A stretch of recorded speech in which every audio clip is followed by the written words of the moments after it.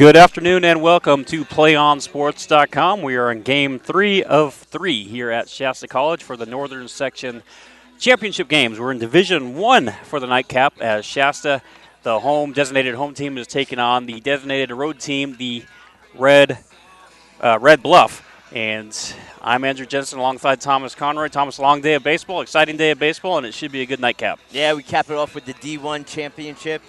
Two schools that you were saying kind of caught a surprise here and got it put into the championship game. Shasta, number 5 seed, making the way to this route, and Red Bluff, the number 7 seed. So that's very good, and the Red Bluff and Shasta, both teams not making the long trip. We're here at Shasta College in Reading. Both teams are fairly local. So not a very long road trip for either of these guys, and a lot of bragging rights on the line here as these two teams not separated by very much. Yep. Ready to go here. Let's give you quickly the lineups for the Red Bluff Spartans. Number 12 leading off is Jared Poor, and he'll play left field. Batting second in the DH is Garrett Sandow, number 18. Batting third is number 3, Evan Sinclair. He's to play shortstop. Number 22, Tyler Boone, the right fielder, will be batting cleanup. Batting fifth is the pitcher, Walker Dodaro, number 25. Batting sixth, the first baseman, Mitch Fox. His number is 21. Batting seventh, the second baseman, Will McDonald. His number is number 6. And batting eighth, the third baseman, Carson Ellis, and his number is 7. And batting ninth, the center fielder, number 10, Wyatt Houtby. The defense for the Shasta Wolves, Carson Parks is at first, Travis Dankson at second, Wade Goulden at short, Tyler Joyce at third, Kobe Stevens in left, Casey Toombs in center, Bailey Odell in right. The catcher is Xavier Martin, and on the mound, twirling is Eric Lex, the pitcher. Red Bluff in their road gray uniforms with the green and gold trim, looking like road Oakland A's uniforms. Meanwhile, Shasta in their home white uniforms with the purple trim.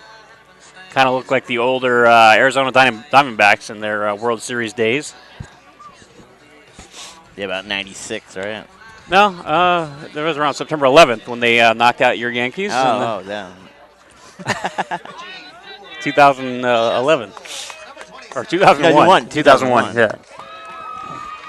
The sun is kind of taking a little bit of my my knowledge. So we're about underway here as Jared Poor, batting from the left side, will lead off.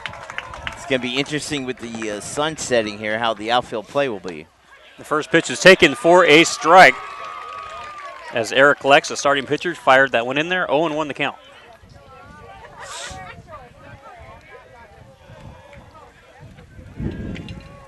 As Poor will foul back the second pitch, he's quickly down in the count, 0-2.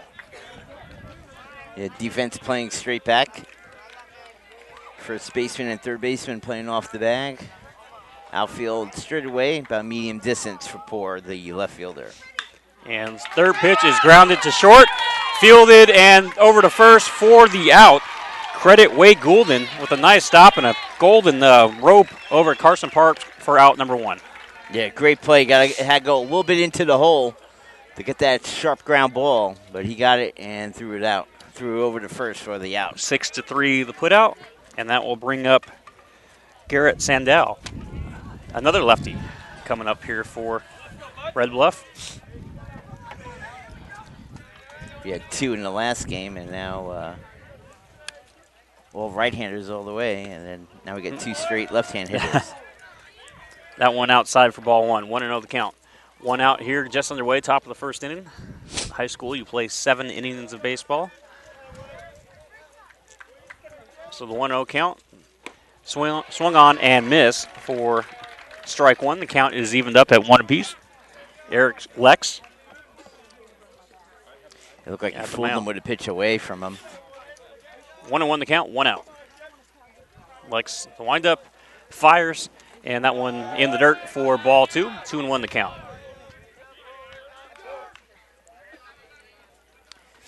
Wind blowing out to right field.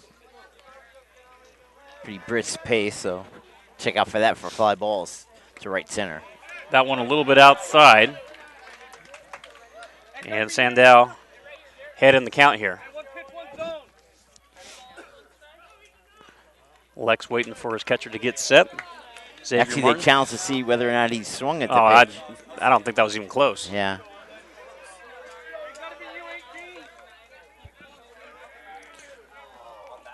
So Sandow will take that one right down the middle for strike 2. And we have a full count.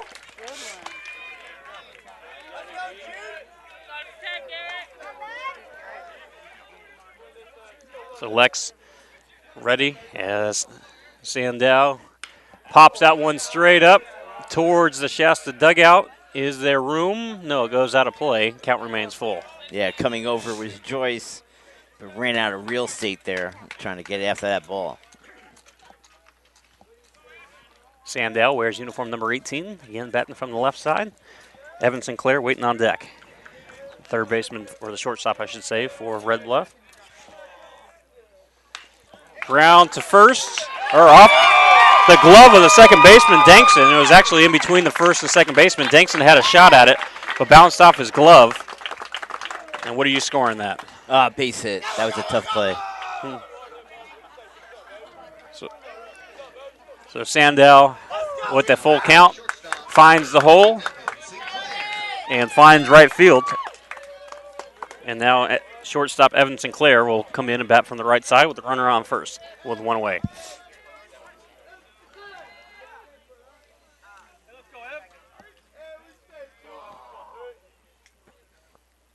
Sinclair couldn't hold off, I believe. They're going to check. And he did not, or he did. 1-0 the count. Last game we had an umpire that wasn't very decisive as far as his signals go. This one a little bit different. 1-0 the count. Evan Sinclair watches that one go in the dirt, and Sandow will go to second base on the wild pitch. Yeah, curveball that went about 58 feet in front of the catcher. Martin tried to block it, but it went off of his shin guards and back to the backstop. So 2-0 the count. Now a runner at second base. One away here on the top of the first inning.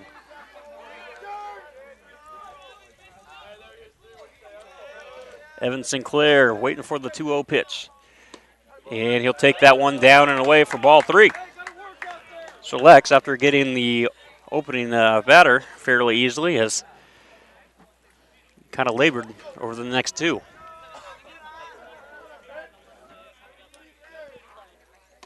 That one is taken for ball 4. Runner at first and second with one away, and that will bring up the cleanup batter in Tyler Boone. Smart play by Martin coming out from behind the dish. Talked his pitcher, settled him down a bit. He's pitching himself into a trouble here.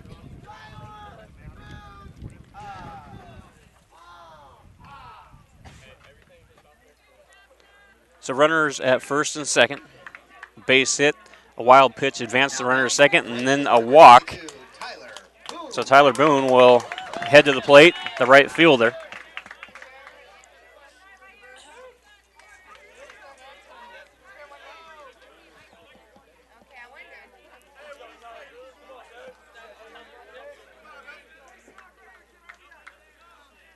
And Lex's pitch is swung on and missed. A nice rip there from Boone, but swung through it.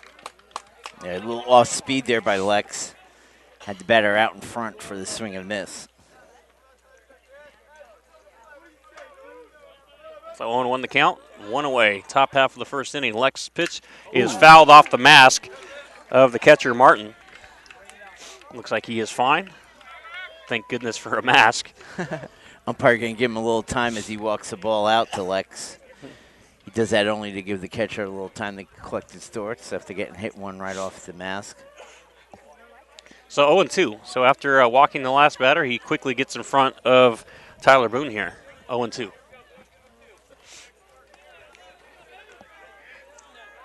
Only one out here. Boone has to hit behind the runners, I got to believe, and go the opposite way to right field. Defense is playing him that way.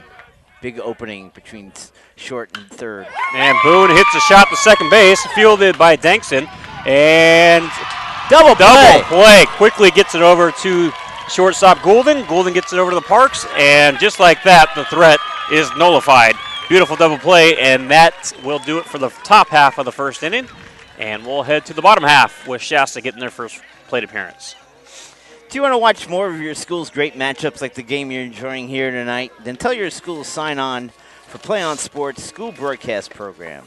This program allows schools to broadcast all their games and other activities on the web. For more information, go on to playonsports.com/SBP.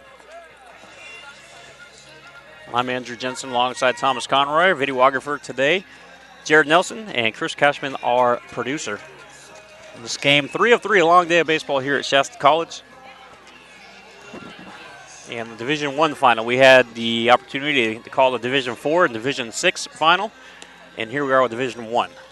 Boy, what a play by Dankson and Goulden to turn that double play. Dankson in the hole, had a double clutch to get the ball out of his glove. What a strong throw by the shortstop, Goulden, to get that double play. And that's a pitcher's best friend, isn't it, the double play? Oh, yeah, especially when you kind of labor in the past few hitters. You get a nice ground ball to second base, and they turn it, and now you have a chance to get the offense out there. Let's quickly give you the Shasta Wolves starting lineup. Leading off will be number 22, Xavier Martin, the catcher. Batting second, playing short, Wade Goulden, number 10. Batting third, number 2, Casey Tomes, he plays center field. Batting fourth, number 5, Carson Parks. He plays first base. Batting number 5, Tyler Joyce. He's number 4, playing third. Number 24, Justin McMurtry will be the DH.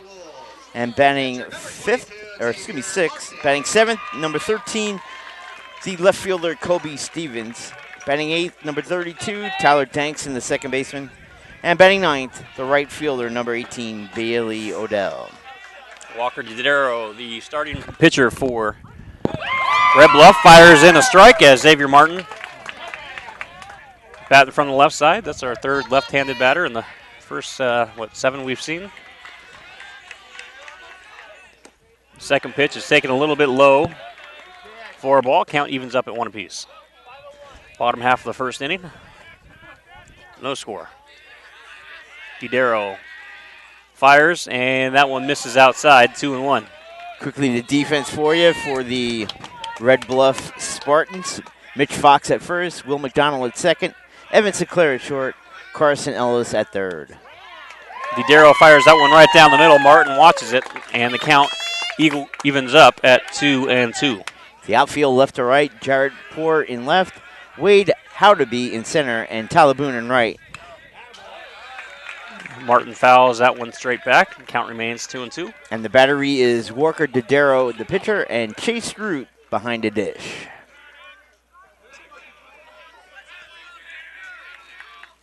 And Xavier Martin watches that one, and that one didn't miss by much, but the count will fill up. Full count, nobody out. Well, you are not kidding me, Andrew. This place is packed for this battle. And Martin draws the leadoff walk. And that will bring up Wade Goulden. And Coach wants to get an explanation on where that last pitch missed. Not the last one, the one before that last one on the 2-2 count.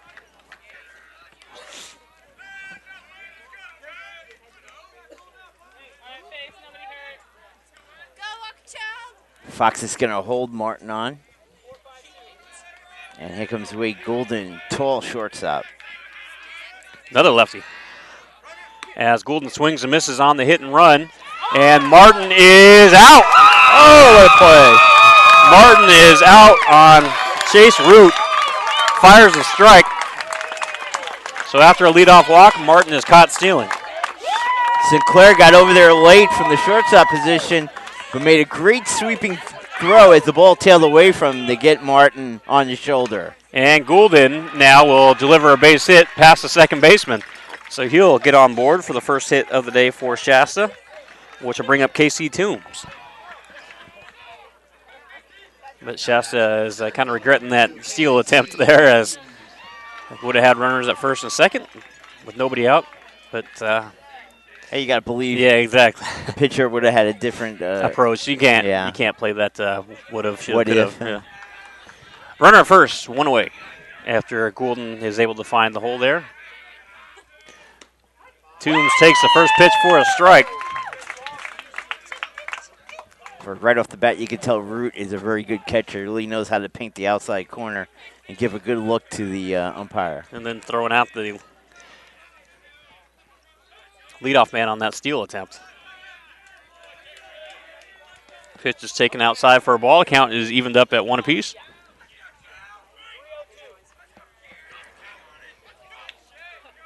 Walker Didero, the lefty, fires, and it's a high pop foul. Out of play, over by us. So at the last second, I was like, uh-oh. 1-2 with one out, runner at first. I just got to use my glove. Casey Toombs, the center fielder.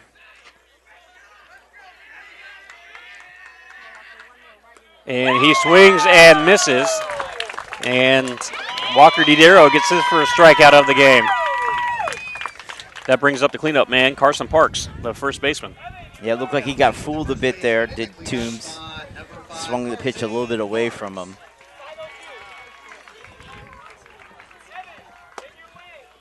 So Goulden still on first base. Yet another lefty coming up here in Parks. That one misses high for ball one. Moving a little bit, pace is a lot quicker in this matchup, as we saw, compared to the previous two. Yeah, and the pitcher's throwing strikes, which always I think that's part of it. And right when you say that, he misses that one with the ball. Which not by much, though. Not by much. Coaches for Red Bluffs from their bench are calling the pitches for the catcher. Didero gets that one across. The count now 2-1 with 2 outs.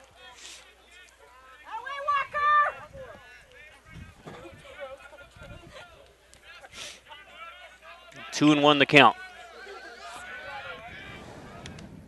And that one finds the corner of the plate.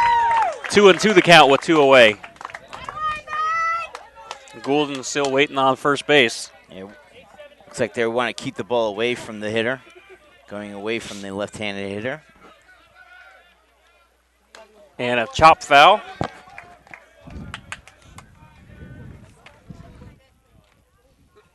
Ball went into the Spartan dugout.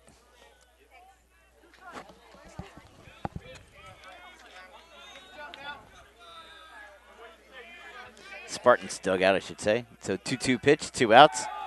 There goes a hard ground ball to the shortstop. Sinclair, long throw in the dirt. Couldn't pick it up. Was Fox. Going on to third is the lead runner, Goulden, and stopping at second is Carson Parks. So give an error to Sinclair. That brings up the second baseman, Tyler Joyce. Now batting the third baseman, number 4, Tyler Joyce. So Didero finds himself in a little bit of a hole here. A little bit of a chop ball there on that last play. Sinclair not in position to field it and kind of rushed his throw and then went right underneath the wickets of Mitch Fox at the first base bag.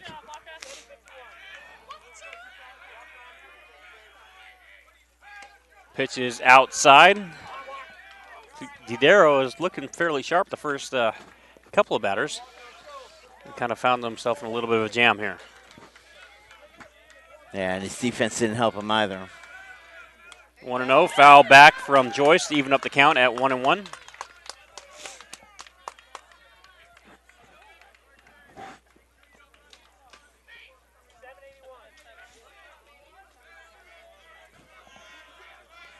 The 1-1 pitch is chopped to second base. Easy play, fires to first is Will McDonald. And he gets it on over to the first baseman, Mitch Fox, for out number 3. So a couple runners left on second and third at the end of one inning. We're scoreless here on PlayOnSports.com. Play on Sports is on Facebook and Twitter, giving you news and information and links to great highlights. Follow us at Play on Sports on both Facebook and Twitter, and you can also have access to thousands of live and on-demand games on YouTube at youtube.com/playonnetwork. Keep up with all the high school action every week from your destination for high school sports, playonsports.com. So Walker Dodaro, Mitch Fox, and Will McDonald are the scheduled batters coming up here in the top half of the second for Red Bluff. Darrow, the pitcher, will lead it off here.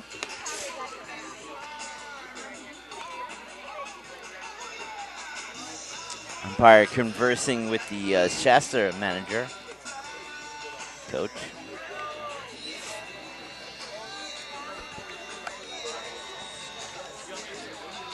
As Lex finishing up his warm-ups here. Lex, there we go at the final warm-up, and Dodaro set to head to the plate. So both teams had chances to score in the opening frame. Neither one could execute it. And we're seeing a lot of lefties in this matchup as Dodaro pitches from the left side, and he's hitting from the left side as well. So Lex here in the top half of the second. First pitch is fouled back by Dodaro, 0-1 the count.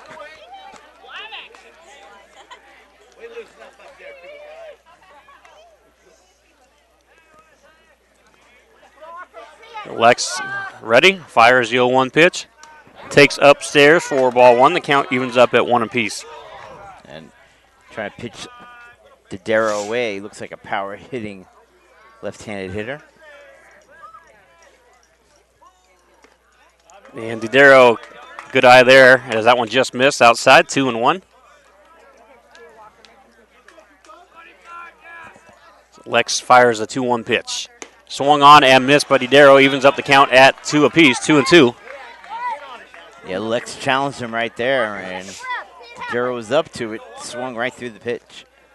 Nobody out here in the top half of the second inning. No score early on in this Division I championship game as Dodaro takes that one upstairs for ball 3. So a full count to the opposing pitcher, Walker Dodaro. Mitch Fox, the first baseman, waits on deck.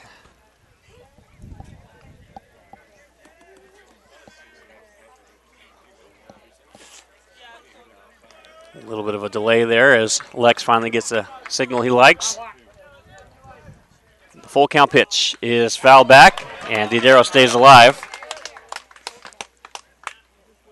Yeah, the scoreboard operator had no clue what the count was. And I think that's what the delay was, to make sure that it was up correctly.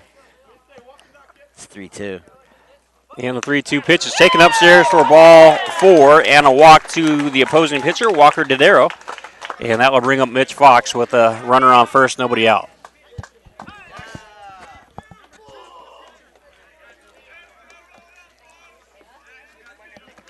Fox, a tall right-handed hitter now. Yeah, you're. As a courtesy for the pitcher, number 2, Sam Hendricks.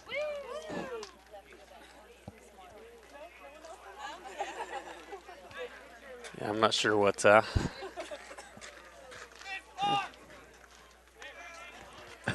batting the first baseman, number 21, Mitch. So Mitch Fox looks like your prototypical first baseman. Yeah. Long, lanky. His job is, Andrew, to get the runner over to second. He's looking to bunt. Pickoff attempt. No avail as Dodaro is able to get back. Oh, we had a pinch runner. Excuse me. I think that's what it was. Number 2 came in the game for Dodaro. Little. Smart move. You don't want your pitcher getting exhausted running the base path. There's a shot to second base. Double play ball. Flip to second for 1. Over to first for 2. The second double play turned by Dankson in this first couple of innings. That time more sure-handed right there. Good flip to Goulden with his strong arm. Easy throw over to Parks for the double play. The 2 away now as the second baseman, Will McDonald, comes to the plate. Now batting the second baseman, number 6, Will McDonald. First pitch is in there for a strike.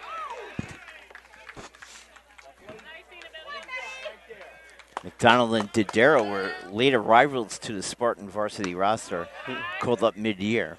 And Didero now starting pitcher in the varsity in the Division I Northern Section Championship game.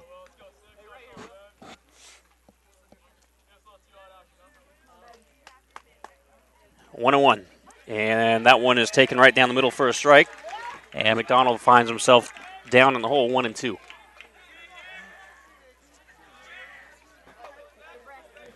The 1-2 pitch. And McDonald chops it too short. It's going to be a tough play. Shortstop is able to get it over. And nice dig there as Goulden gets it to Parks, and Parks digs it out of the dirt for out number 3. We'll head to the bottom half of the second, all scoreless here at Shasta College. Play on Sports will have live coverage of the Northern Section Track and Field Finals on Friday, May 24th.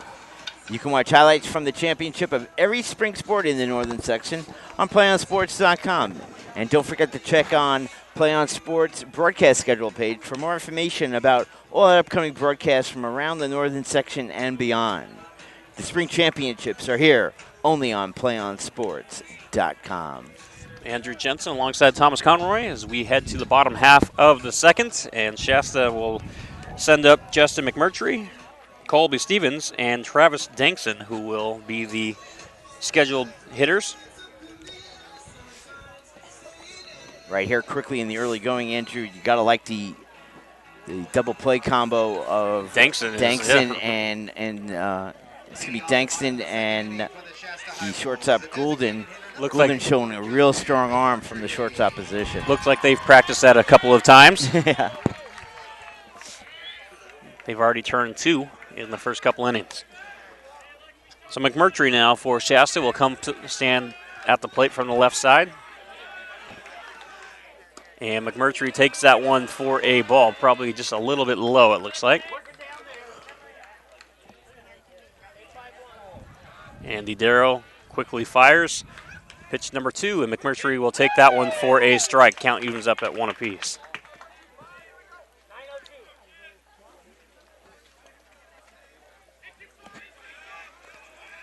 McMurtry fouls it off towards the left side.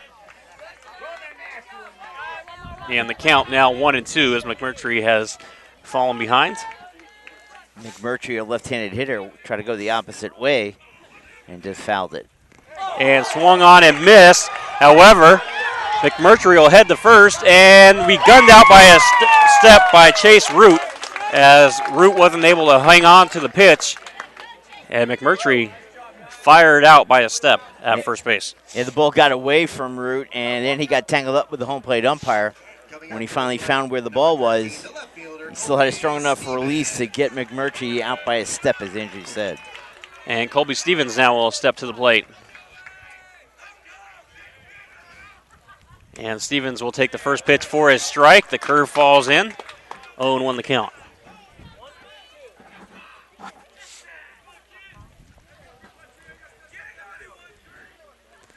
Foul back for strike 1. Or strike 2, excuse me.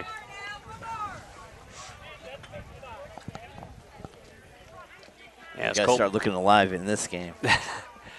Colby Stevens takes that one outside, and I'll tell you, Didero doesn't mess around. He gets to the mound and ready to fire. He doesn't even allow the and there he goes. Scoreboard operator to get this count up. Yeah. I've given up on that. As Didero strikes out Colby Stevens for out number 2, and that brings up Travis Dankson. He had it 1-1, and it was 2-2. So yeah, I've stopped looking at that. Third strikeout, nevertheless, for Didero. And yet another lefty coming up here in Dankson. And Dankson takes that one right down the middle for strike 1. I think there's more lefties in this game than righties. Mm-hmm. Dankson takes that one for ball 1. Count evens up at 1 apiece. We're in the bottom half of the second inning, and we have no score. We've seen some good defense early going here. The 1-1 pitch is taken for a strike, 1-2. And Walker Didero's dealing. And here comes a 1-2 pitch, and he strikes out the side. So Walker Didero comes in and wasn't messing around. Strikes out the side, 1-2-3, as we'll head to the top half of the third, and we're scoreless here on KBCSports.com, or PlayOnSports.com, formerly KBCSports.com. Stay tuned for PlayOnSports.com postgame show, where we will select our player of the game and hopefully have a live interview with that player. That's all coming up following the game here on your destination for high school sports, PlayOnSports.com. You know it's been a long day when I go that route. Wow. So I'll turn the play-by-play duties over to you, Thomas, for the next couple innings as we are here in the top half of the third with no score. Thomas, take it over. Thank you. Carson Ellis, Wade Houtby, and Jared Pooh will be your scheduled hitters for the Spartans. No score, as Andrew stated. Spartans are 0-1 and 1 error, and the Wolves are 0-1 and 0. Well, no errors. Kind folks at Shasta College have brought their Michael Jackson collection to the baseball fields today. We had Thriller early on, then we have Billie Jean. Yeah. And they played a great set when we were off air, I mean, in between games. So they know what they're doing here, Shasta College. Yeah, playing everything from Bob Seger to Eminem and everything in between. Yeah. And they went way back on the, I know for you, for Seeger. Yeah. First pitch by Lex is in there for a strike. Eric Lex pitching rather well himself. Got a little bit of a jam in the first inning, but pitched his way out of it with a double play ball. And there goes the second pitch in there for strike 2. Carson Ellis, a right-hand hitting third baseman. Waiting for the 0-2 pitch by Lex. And it's in the dirt. Bounced right in front of the dish for a ball. 1 ball, 2 strikes. Wind still blowing out to right center from left.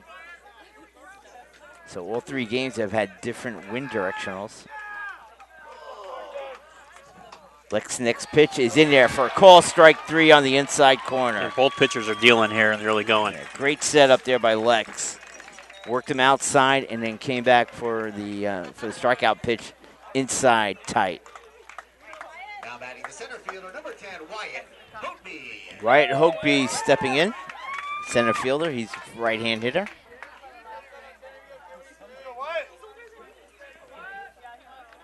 Lex waiting for his pitch. Is in there. Nope, a little bit high, ball 1. Umpire wanted to give that call for a strike, but it was just a little bit high. Lex looks, here comes his next pitch, in the dirt, 2 balls, no strikes. Wind picking up a little bit here. And we might get that home run ball that you've been waiting for. We've had one that's somewhat come close, and that was in the first game of the Division IV title game with Fall River. Lex's next pitch is on the outside corner for a strike. 1 ball, 2 strikes. 2 balls, 1 strike, excuse me. Lex, here comes the next pitch. A hard ground ball right to the shortstop. Goulden has it. Strong throw in time. Got him by a step. It's almost like watching a different game from the earlier games today. Very crisp play here by everybody. Goulden played it nicely, charges the ball.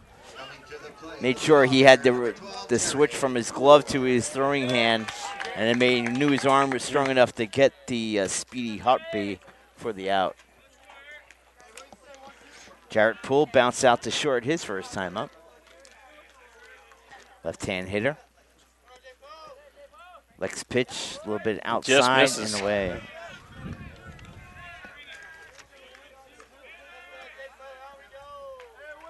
A little off speed there by Lex. Here comes his next pitch. Ground ball to the second baseman. Dankson has it. 2 Parks, and that will do it. 3 up, 3 down. We've completed 2.5 here at Shasta College. The Wolves and the Spartans are scoreless on PlayOnSports.com. Play on Sports will have live coverage of the Northern Section Track and Field Finals on Friday, May 24th.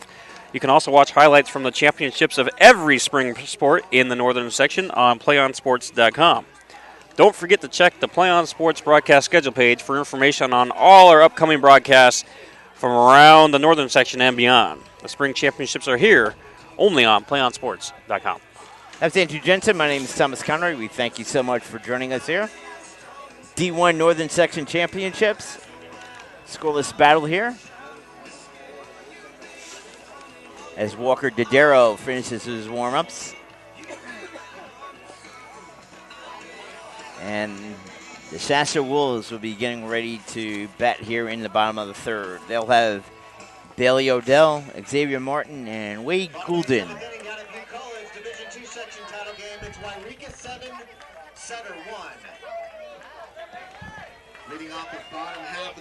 Odell, a right-hand hitter, kicks himself in. Now set to go. Dodero, first pitch is a little bit away, ball one. And you better set yourself in that batter's box because Dodero will not fool around. He throws that pitch immediately. Off speed there, foul tip by Odell. And it's 1 ball, 1 strike. Dodero ready to go. Next pitch. Ooh. On the inside corner, just off the knees. 2 balls and a strike. Dodero not wasting any time. Has a sign. Here comes the pitch. A little looper out in the short right field. That's going to fall in for a base hit. Bounces away from Boone. The runner now, Odell, will go to second. He's looking for third. He's going to have it easy as Tyler Boone had trouble getting that ball down in the right field corner. That's a base hit and an error. That will lead him to go to third with nobody out. So give him a single, and he advances on the fielding error. Yeah, hit it right off the end of the bat, Andrew, and bounced right in front of Tyler Boone, and then it took a right turn away from him, and he could not recover to play it on the hop, and then it went all the way to the wall.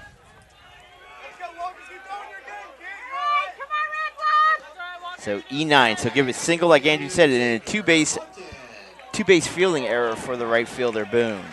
Now you got the top of the order with nobody out and runner at third base. So a great opportunity here for Shasta. Yeah, Xavier Martin walked his first time up, got thrown out trying to steal second, and he'll take the first pitch inside, ball one. Infield playing it in just a bit. Now actually the middle infield is going to play right on the grass with the first and third baseman.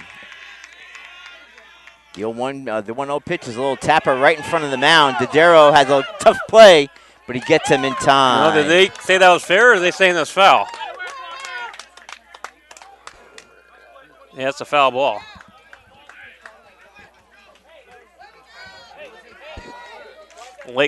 And now the Red Bluff coaching staff is saying, why is that foul? It was kind of a delayed call there by the ref or the umpire, and everybody was kind of confused. I'm kind of questioning it, too. Looked like it bounced right in front of the home plate. Yeah, Red Bluff coaches are like, well, what's going on? You can tell there's a little bit of a sarcastic smile there. So 1 ball, 1 strike to Martin. He gets a second chance. Dodero. Off-speed pitch right in there for a strike. Man, good change of speed right there by Dodero. See if he could pick up his right fielder with the 2-base error. The 1-2, and it's a hard ground ball to second base off the glove of McDonald into the right field, and that'll be a base hit. RBI single for the catcher, Xavier Martin. And Shasta has taken the 1-0 lead here in the third inning. Yeah, Odell scores, so give an RBI to Xavier Martin. Infield playing in, Andrew. Really had solid no chance, and he's even lucky he got a glove on that ball. Nice play by Will McDonald. Goulden, who singled in his first plate appearance, will come back to the plate here. Yep. He's wearing the pants like you like him. High the stirrups. Old school. And first pitch is on the outside corner of ball. We'll see if they send Martin again. They sent him in the first inning. He got thrown out. May not want to run yourself out of an inning here, but we'll see. Up 1 is Shasta. Dodero looks. Here there comes he goes. The pitch. Pop up on the third base side. Small chase by Ellis as that ball drifts into foul territory. Martin will head back to first, but he had a good jump. It didn't see if the pitcher gave him any look, so. And there's a lefty out there pitching is Didero, so a little bit more difficult to run. Now he takes a longer look There at he him. goes. And there goes the throw over. Well, I don't blame him. If he's not going to steer you back towards the bag, then you have all the right to run on him. 1-1 pitch. Didero throws in the dirt. Nice stop there by Yeah, Root. Martin's going to take off anyway, and he's going to make it. Yeah, the ball bounced too far away for him. He had to block it, and then it just bounced towards the first base dugout. So Martin smartly moves over to second in the scoring position. Wild pitch on Didero. Another runner in scoring position. Here comes the pitch again in the dirt. Nice stop again by Root. Yeah, Didero seems to be a little rattled. Man, that's always a problem with pitchers. When they get that base error by one of the fielders, it tends to throw them off the game. 3-1 pitch. Liner to short. Ooh. Nicely caught on a fly by Sinclair. Tough break for Shasta as Goulden hit that one right on the nose. But you got to give credit to Sinclair making a beautiful catch. So Goulden lines out to the shortstop. But and give credit to Martin, not moving too far off at second and being caught to be doubled off there. But a sinking liner caught by Evan Sinclair, 1 out. Casey Toombs now, who struck out in the first, will step in. That's why they say baseball is such a crazy game. You can hit the ball hard like that and be out, but then hit a little teeny tapper somewhere and be safe. Right. You know, it's baseball. You can never can tell. Chase Root. Goulden hit that right on the nose. Yeah, he did. And that's a tough play for St. Clair. It's a sinking line drive, and with this packed crowd, you know, sometimes the ball could get caught in the crowd, and he made a nice play just staying with it. And the sun is setting right in his eyes. Didero's first pitch is a line, a little sinking line into St. Clair. He plays it, throws over to Fox, and that is the second out. Yeah, that was a chopper. Hit right in front of the plate? Over, yeah, and chopped all the way over. So it advances the runners, but now there's 2 away. So Toombs got a little bouncer right in front of our home plate. 2 away. Runner moves over the third in Xavier Martin. And Carson Parks, who reached on an error by the shortstop Sinclair in the first inning, will step in, the left-hand hitter. Shasta looking for that insurance run here. I know it's still fairly early, but you want to obviously tack on any run you can in a game like this and distance yourself. Didero's first pitch is a pop-up. Out They're to shallow center field. Hugby coming in. Stays up long enough for him to run underneath it and make the play. But Shasta picks up 1 run on 2 hits. They leave a runner at third. We've played 3 here at Shasta College. The Shasta Wolves 1, the Red Bluff Spartans nothing on PlayOnSports.com. You want to watch more of your school's great matchups like the one you're enjoying here this afternoon? Well, tell your school to sign up for the Play On Sports School Broadcast Program. The program allows schools to broadcast all their games and other activities on the web. For more information, go to playonsports.com/SBP. And like I say, it's for all sports. So don't feel you can't contact us if you want your lacrosse team broadcast or whatever it may be. Definitely get in contact with us and see what we can do for you. Swimming, all kinds of sports we do. Practically everything available. And we have programs where you can actually go out and broadcast the games for your school yourself. So, yeah, head to the 4th here, and 1-0 Shasta finally cranks through.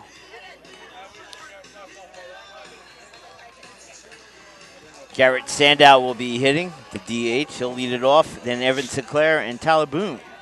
Sandow singled his last plate appearance, but it was doubled off. Well, that fine double play in the first inning. This game is scooting right along. By Dankson and Goulden. Division 6 final that we had previous to this game, I think may have set a record for the longest baseball game in high school history. So I'm a little shocked on how fast this one's going.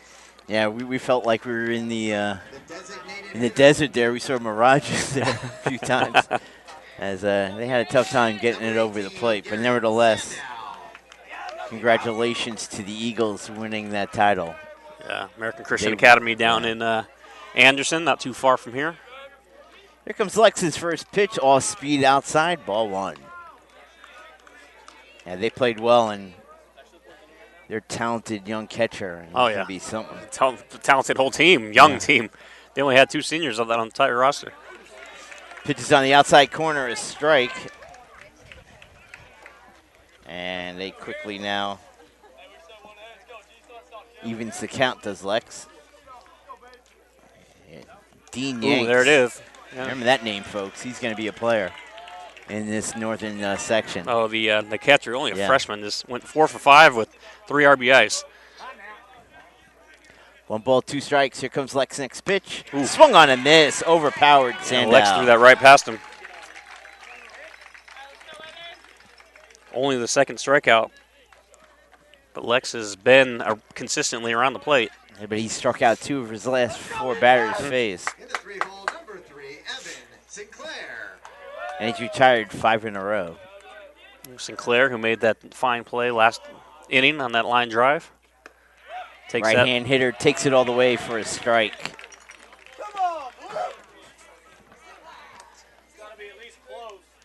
Fans didn't appreciate that inside call, Andrew. Yeah. 1 count. Lex throwing and up a little bit, in there for a strike. Well, and that's another strike, and now the player, Sinclair's getting into it, and the umpire put his hand up. You start talking the controversy referees, I'm jumping in. But, yeah, Sinclair is like, wait a minute. And you know a thing or two, being a coach. Oh, jeez. Discussing it with the ref. Yeah, for refs, not necessarily umpires. But I'll tell you, when Sinclair goes down on strikes and he's upset, he has to be careful here. He's out. He just got tossed. Oh. He just got tossed. And that's a big blow. You lose your shortstop, your number 3 batter. And now the coach is coming in, and he's a little disgusted. Well, I'll tell you what happens there. What happens there is when you get a pitch that you don't think is a strike, it changes your whole complex at that at-bat, makes you now more of a defensive hitter than being an approach hitter. And I think Sinclair was just disgusted because he argued very minimal on the first pitch, and then he thought the second call strike was a payback for him questioning his initial strike call. Well, then he said something when he swung and missed. But you got to feel for Sinclair. I know I see both sides, but Sinclair, you have to keep your cool. You can't show up the umpire. Trust me, you can't show up referees or umpires. They won't have it from the players. They're going to be quick to throw you out or tee you up or whatever the sport may be. But at the same time, on the referee side, he needs to realize that this is a championship game. Let the kid give him a warning, I think, in that case. I agree. Give him a warning. Don't throw him out that quick. I mean, it's a championship game. It's only a once-in-a-lifetime opportunity for some of these kids. Don't ruin it for them. It would have been a problem for me if Sinclair stepped out of the batter's box and started arguing, but he was still in the batter's box. He said something when we walked away, but you got to warn him. You can't. I don't know what he said. He could have said something. It's hard to say from here, but yeah. But I think you have to warn him. You're taking away a once-in-a-lifetime opportunity from a kid playing in a state final game. Okay, everything settled down here. 2 outs, and Tyler Boone will step in. Not only do you lose your number 3 hitter, which is typically one of your better hitters, you lose a very talented shortstop. Boone, as I said, didn't do that double play at the end of the first inning, so the right-hand hitter will step in. And for Eric Lex, that's now 3 strikeouts in his last 5 batters. He's retired 6 in a row as the first pitch is away and low, ball 1. Well, maybe that will spark him. Yeah, we'll see. Red Bluff a little bit. The 1-0 and swung on a miss. He's keeping up all the way. And he's in a groove right now, Eric Lex. Smart move here by Boone, stepping out of the box, trying to break up his rhythm. 1 ball, 1 strike. Here comes the pitch. And it's a hard ground ball to third. Joyce has it. Long throw to first in time. I'm impressed with Shasta's defense. Another 1, 2, 3 innings, 7 in a row for the Wolves. We've completed 3.5 here on Play On Sports. The Shasta Wolves lead the Red Bluff Spartans 1-0. You need to stay tuned at the end of this one for our PlayOnSports.com postgame show. We'll select our player of the game, and we'll try to have an interview with that player. That will come up after the game here. That's following the game on your destination for high school sports, playonsports.com, as we head to the bottom half of the fourth. And coming in to play shortstop, number 2. I don't have the Shasta roster in front of me. Do you have that? The Shasta? No, I have Red Bluff. So we've got to see who number 2 is, but he will be the new shortstop.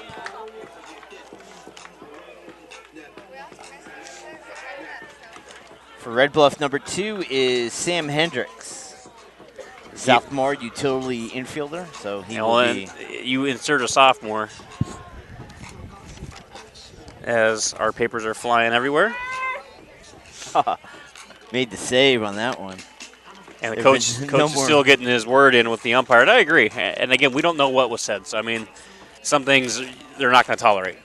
But at the same time, I think if you're an umpire, you have to give at least you have to give them a warning at that point. Obviously, emotions are high at this point. It's a championship game. Leading off the bottom of the fourth inning for Shasta High. Number 4, the third baseman, Tyler Joyce. Yeah, I agree with you. You got to give some leeway there and let him speak his piece. And if he keeps chapping from the dugout, then you have all rights to throw him out. But no one came here to see the umpire's umpire. I mean, and again, though, I mean, in his defense, family, maybe. But in his defense, we don't know what was said, and it could have been something that crossed the line. And that pitch was called a ball. And right now, the red. It's going to get ugly here, folks.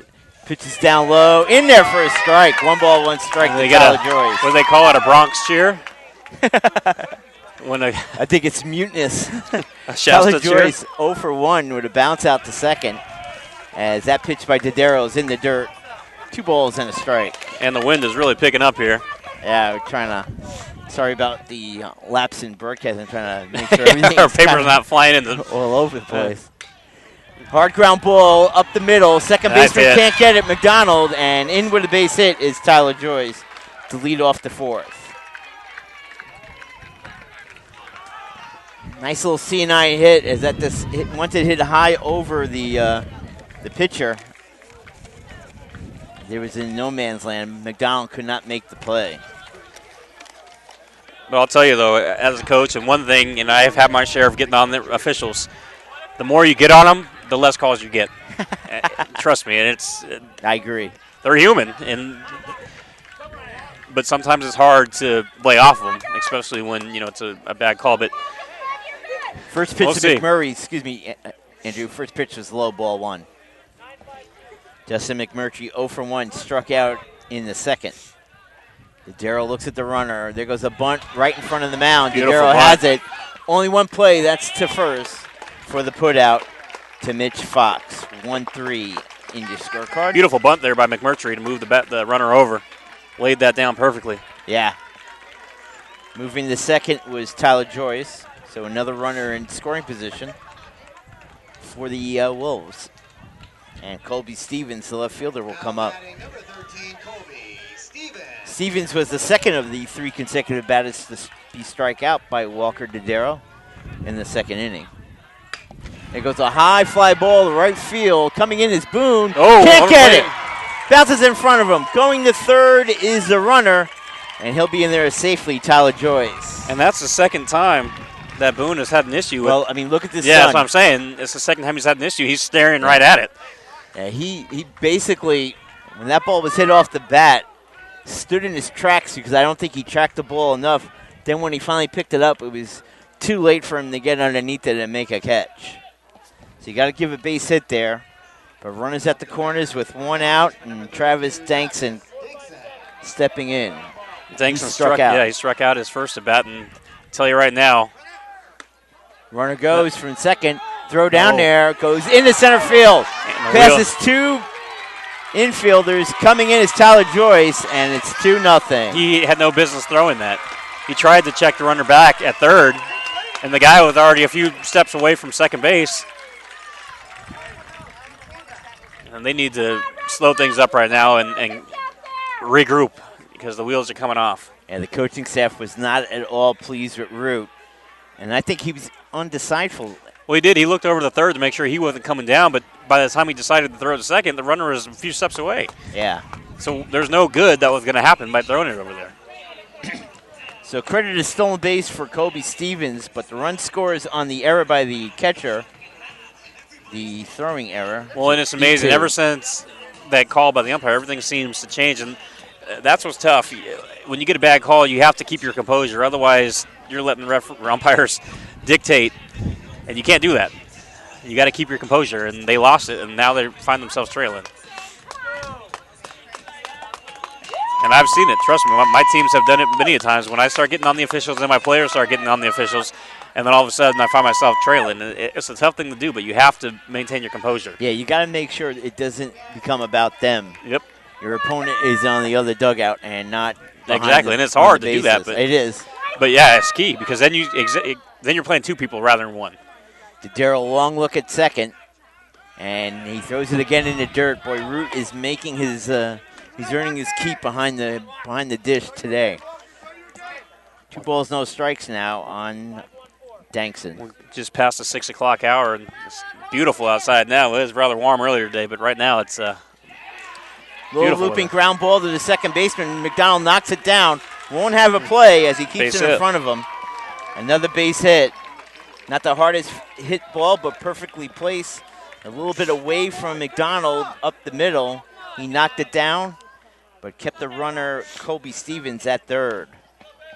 So runners at the corners, 1 out, and here comes Bailey Odell. Odell singled his last at bat, but then advanced on the air on the outfielder.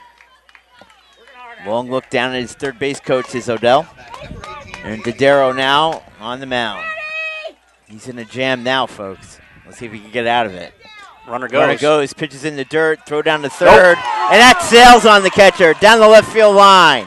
Coming in is Stevens for the third run. It's now 3-0 Wolves, and moving down the second base is Dankston, and that's the second throwing error for Root in the inning. And you see that a lot at the high school level for double steals. When there's runners at the corners, 9 times out of 10, the runner at first is going to steal second, in the hopes of the catcher throwing at the second so the guy from third can come home.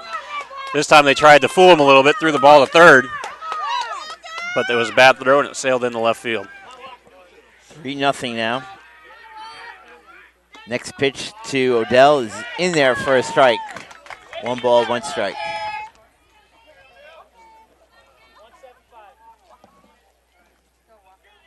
Taking his lead off a second is Dankston as he stole second.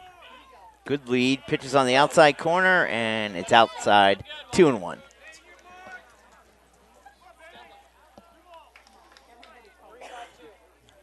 Walker Dodaro now gets a sign looking at the runner at second. The next pitch is a pop-up, straight up to shoot. Watch out. And out of play.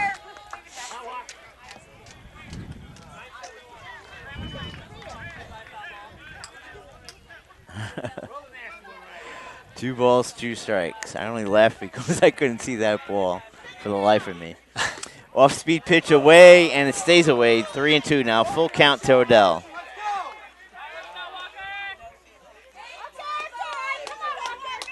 And this umpire just shrunk the strike zone on. Yeah, I'm telling you, that's what happens. Red Bluff Spartans. 3-2 now, full count. Here comes the pitch in the dirt. Nice stop by Root. But unfortunately, ball 4, and now we have runners at first and second. And now you got the top of the order coming up with only 1 out. Xavier Martin, perfect today at the plate. Walk was thrown out trying to steal in the first, and then had an RBI single in the third. Long look at the third base coach before he steps into the batter's box.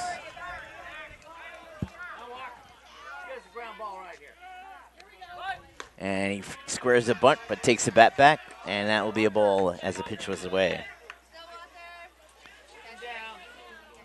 It is the right call with 1 out to move the runners over, but I think, man, if you can get that 1 hit and extend this lead even more, you might just put the knockout punch on the Spartans. And there goes a pop-up, pitches friend, that's more right than center a pop-up, field. that's deep. Happy looking, Whoa. it's gone! No, it's caught right at the wall. Wow. Nice catch. Yeah, that was a drive to deep right. You got to give credit to the right fielder there, Boone. He struggled on a couple different plays, but that time had a good beat on it. Ball was wind aided.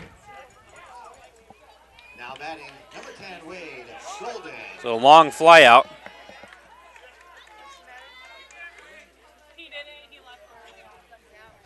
Whoa, they said the runner left too early after the catch. And they called him out. Travis Dangston, on the appeal, as he did not tag up and move to third. Yeah, well, that maybe be the break that Red Bluff was looking for. 2 runs in the inning on 3 base hits. They leave 1 man on. We've completed 4 here at Spartan College.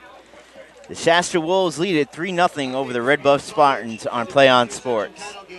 Play On Sports is on Facebook and Twitter, giving you news and information and links to great highlights. Follow us at Play On Sports on both Facebook and Twitter. You can also access thousands of live and on-demand games on YouTube at youtube.com/PlayOnNetwork. Keep up with all the high school action every week from your destination for high school sports, PlayOnSports.com. So, as you said, Andrew, that might be the break to get them going in the right direction. They'll have Walker Dodero, Mitch Fox, and Will McDonald to come up here in the top of the 5th. And they're running out, well, I wouldn't say running out of time, but time's becoming a factor. We'll put it that way. Well, the way the pitcher, Eric Lex, is throwing, he seems right now on top of his game. They got 9 outs to work with. He's retired the last 7 batters in a row. And of those 7 batters, he has struck out 3 of them. But they caught a break on that last play on the Shasta not tagging properly, and who knows what that inning would have went into if that didn't happen. So they need to take advantage of that and at least crack the scoreboard and at least get 1 on the board. And they got the break going in their way. So let's see. Walker Dodero walked in the first inning. Lefty. Lex is ready to go. And the first pitch way is up high, upstairs. ball 1.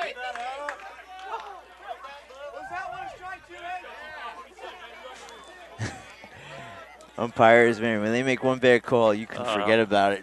And I'll tell you this, I was way outside too. As much as I get on referees when I'm coaching, I don't know how they do it. They have a tough job because it's tough. You're not going to see everything. You're going to make mistakes. You're human. If you're joining us for the first time today, we're located right in the Red Bluff section in the crowd, and you can just hear them in the background. Hard ground ball, deep in the hole at first. Nice play by Parks. Over to the pitcher, Lex, to get the put out 3-1. Good play by Lex to go cover. This Great Shasta play team by looks Parks. good. They look better than a 5 seed. I don't know what happened throughout the season. Might be injuries, you never know. Other sports, it might not have gotten. Same deal with Red Bluff as a 7 seed, and they're playing like they've had a couple. Hate to see the first seed how they play. Mitch Fox, the first baseman, will step in. The right-handed hitter hitting to double play in the second inning. Lex is ready. And first pitch is a ground ball to third. Charging is Joyce. Has it. Long throw in time. Great stretch there by Parks. That was beautiful all the way around. Joyce to Parks. Joyce with a tough grab at third, and Parks doing the splits. Joyce fielded it on the short hop, and then made a good, strong, but low throw to Parks as he stretched all he could to get that out. So 2 away. Yeah, that was pretty. That will be on our highlights, folks. 9 in a row now for Lex retired. McDonald's first pitch is up high, ball 1, and he has to take it simply because his pitcher led off the inning. We'll give him a little extra time to rest in the dugout before going back out on the hill. There goes another ground ball in the hole, past Joyce, in the left field for the base hit. So McDonald gets a single. Good play there by McDonald, bringing Ellis to the plate. Only the second hit for the Spartans. They had a 1-out single by Garrett Sandow in the first. So now they get a 2-out single by Will McDonald. And here comes Carson Ellis, caught looking on strikes in the third.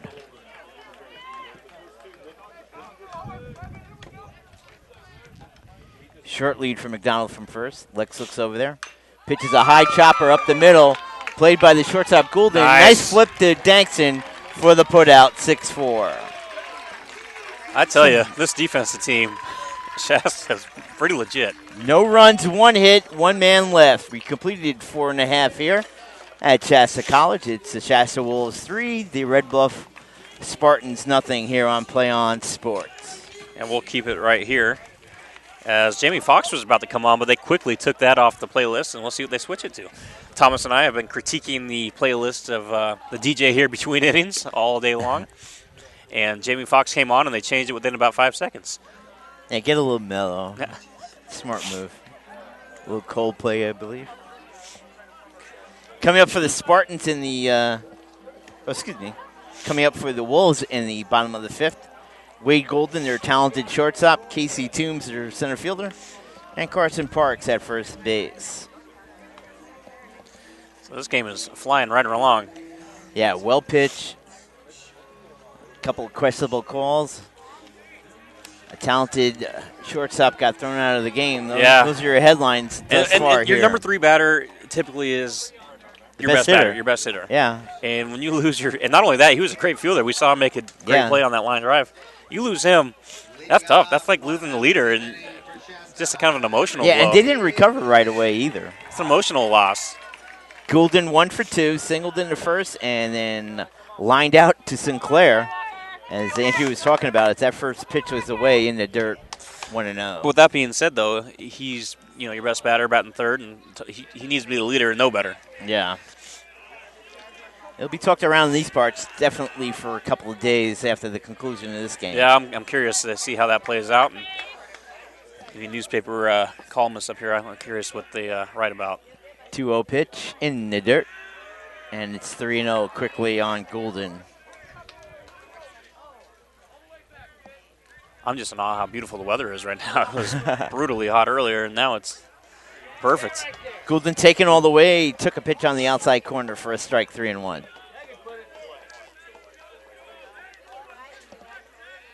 The Darrell's next pitch is a ground ball to second. Bobbled a bit by McDonald. Strong throw, not in time. That'll be an error. And that was a routine out. You got to make that play when you're trailing. Yeah, he bobbled it initially, and then trying to transfer it out of his glove, he bobbled it again, and then that ended it for him. So reach on air. Fourth error. And Toombs now bringing it up. And Shasta would love nothing more and get one more run to what they call grand slam protection. So your grand slam would only tie you. Yeah, I stand corrected. That's a third error, or the 5th error by Red Bluff in the game tonight. Casey Toombs 0 for 2. Again, both these teams not traveling very far. These two teams not separated by very much. The Darrell's pitch, ground ball in the hole at third. Gets by the third baseman. Shortstop has it. Hendricks high throw. Goes sailing over the head of the first baseman. Moving on to third is Goulden as he's coming all the way around because nobody was covering home plate. And the ball got thrown to the backstop and ricocheted back to the pitcher. And another comedy of errors right there, as that will be 2 errors there. One on the shortstop for his high throw initially. And then the throwing error by the first baseman. And now you got the cleanup batter in Parks. As he threw to home plate, nobody was covering there, and that's a lapse on the pitcher. Yep. He sees the catcher who is moving down to third to cover third because the third baseman, Ellis, was in the hole deep. And here comes the pop-up on the infield, no short right field. Coming in as Boone, he has it. He had to fight the sun to make the catch. Tagging up and moving to third. I wonder if they're going to appeal is again. Toombs. And I think that time he made sure that he had the ball. I think there needs to be some kind of implementation of the appeal rule. You see it happen, so often, and teams kind of use it as a desperation move. I think you should be only allowed a couple of them, kind of like a challenge in football. You're only allowed so many. I don't think that will ever happen in baseball. Well, high school anyway, because you don't see it happen in the pros, but in high school it seems almost every time. First pitch to Tyler Joyce is away, ball 1. Joyce 1 for 2, bounce out the second, and then got it going in the 2-run fourth with a single. He later scored. Nice pitch in the dirt, nice stop there by Root, 2-0. 4-0 the Shasta Wolves. And that's a big run on third base. Yep. Wind 4-0. picking up. Now blowing in towards the field. If they can get this run to come through, it's going to make it awfully tough. Another low pitch. Another great stop by Chase Root. Darrow might be just running out of gas here, Andrew. Yeah, it's an emotionally charged game, too. So not only do you lose a lot physically when you're going, you're just kind of emotionally beat. And he walked Joyce on 4 pitches. Coach is kind of standing there, and I think that's going to do it. He's about halfway out from the dugout, and now he's taking that long walk. And we usually know what that means. Either play another position or take a seat on the bench. Runners at the corners, which means you're probably going to see a steal attempt here. Hasn't made any motion yet. So with 1 run in, Toombs is at third. Joyce is at first with 1 out. And Didero's walking off the field. Yep. He's done. We'll see who comes in for him. Didero gets a nice round of applause from the Red Bluff faithful.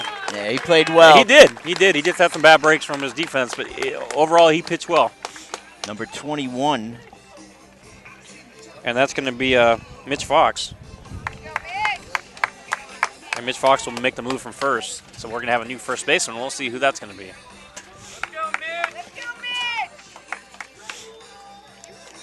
So Fox moves from first base to the hill.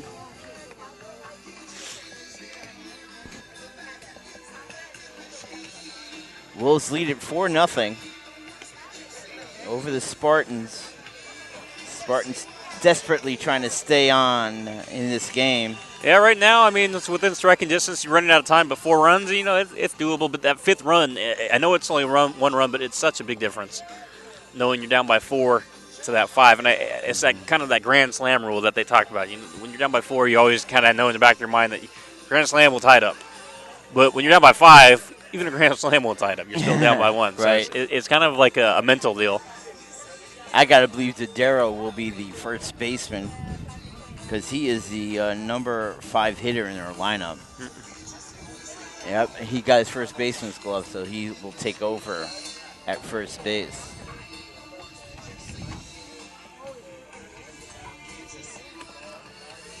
Well, Didero makes his way back to the field. I'm assuming. Update from down at Butte College in the D2. Now he's standing behind the pitcher's mound. Sutter 6.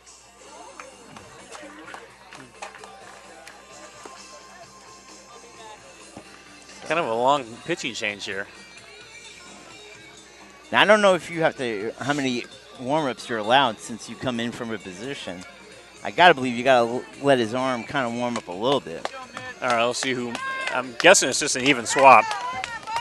Yep. Runners now go back to the bases. Who's number 21? Mitch Fox. So Fox is in from first to the mound, and Didero from the hill over to first. Batting for the Shasta Wolves, number 24, Justin McMurtry. McMurtry stepping in. Justin 0 for 2, struck out and hit back to the box. Actually, I think it was a sacrifice in the 4th inning. Pretty good sacrifice. 1 out, runners at the corner. There goes the runner. As you always see it, runners at the corners. And this time the runner from third doesn't come back. Yeah, the second baseman, McDonald, came wide off the bag to field that ball, so he would have had a good look to home plate, and his arm pretty good. He might have gotten that run, so that was a wise move by Golden. Oh, there goes a back pop-up. again. This is back our way.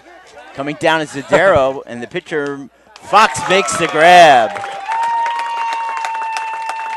Runners hold. I think I said Golden. Casey Toombs is at third. He moves back, and holding at second is Tyler Joyce. That's a big out. That's a big, big out. 13, Colby Stevens. Well, Colby Second. Stevens now, who's 1 for 2. Let's see if he can drive in these extra insurance runs. Less than 2 outs, and you have runners in scoring position. You don't get 1 in. That's big. Ooh. There goes a drive on the first pitch to right center field. Boone coming over, makes the grab on the run. That was a shot, but nice play by Boone. Yeah, and that retires Colby Stevens. But the damage has been done. 1 run on no hits, 3 errors in the inning. They leave 2 men on.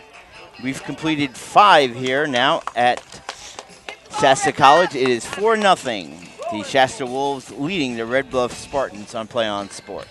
As I mentioned earlier, if you wanted to have your school's matchups broadcast live, then you want to tell your school to sign up for the Play On Sports School Broadcast Program. Again, it allows schools to broadcast all their games and other activities on the web. For more information, go to playonsports.com/SBP. We're going to head to the top of the 6th inning. As I stated, the Wolves lead the Spartans 4-0. To take you the rest of the way home, here's Andrew Jensen. So we head to the top as of the 6th, 4-0, as Red Bluff is down to their final 6 outs, trailing by 4. And you got a little bit of John Fogerty going. Yeah, that classic song, Center Field. Good stuff, man. Good stuff. That's a great album. All right, let's see if Red Bluff can get something going here. They're going to have Wyatt Hopeby, and then back to the top of the order, and Jared Poor and Garrett Sandell will be the scheduled batters. And they're going to have to get something going and do it quick here because, as I mentioned, down to their final 6 outs. Hopeby 0 for 1 with a bounce out to short. So Hopeby batting from the right side. He is, like you said, bounced out to shortstop. And you got to give credit to Eric Lex, who's really been tough to hit this afternoon here for Shasta. And Hopeby fouls back the first pitch. 0-1 the count. He's only allowed 4 base runners in the entire game, 2 singles and 2 walks. It's been aided by 2 double play balls. The 0-1 pitch taken a little low for a ball, 1-1. Right now they need base runners. He struck out 3 batters. Kind of like a Greg Maddox type pitcher where you're not really overpowering, you're not striking a lot of people out. You place it really well, and you don't let them to kind of hit it right on the button very often. Yeah, it's all about, framing the pitch, setting the batter up. We saw earlier in the game, on one of his strikeouts, he worked away, and then caught the batter sleeping as he took one on the inside corner for strike 3. So the 1-2 pitch is taken upstairs for ball 2, 2-2 the count. Big batter. Hope he can get on with the top of the lineup up. See what they can get going. 2-2, taken way upstairs, ball 3. Seen some control issues here. Yeah, he needs to get it going here. Doesn't want this Spartan team to get going here. The full count pitch is hit deep to center, and tracking it down and making the catch is Casey Toombs for out number 1. Yeah, left it back good. Kind of just died out as I've been stating. The wind is blowing in now, and I think that was wind aided as that ball was held up. Jared Poor will come in now and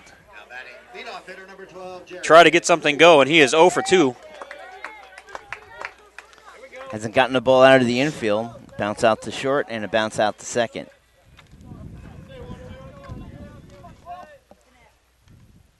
That one taken right there for a strike, 0-1 the count.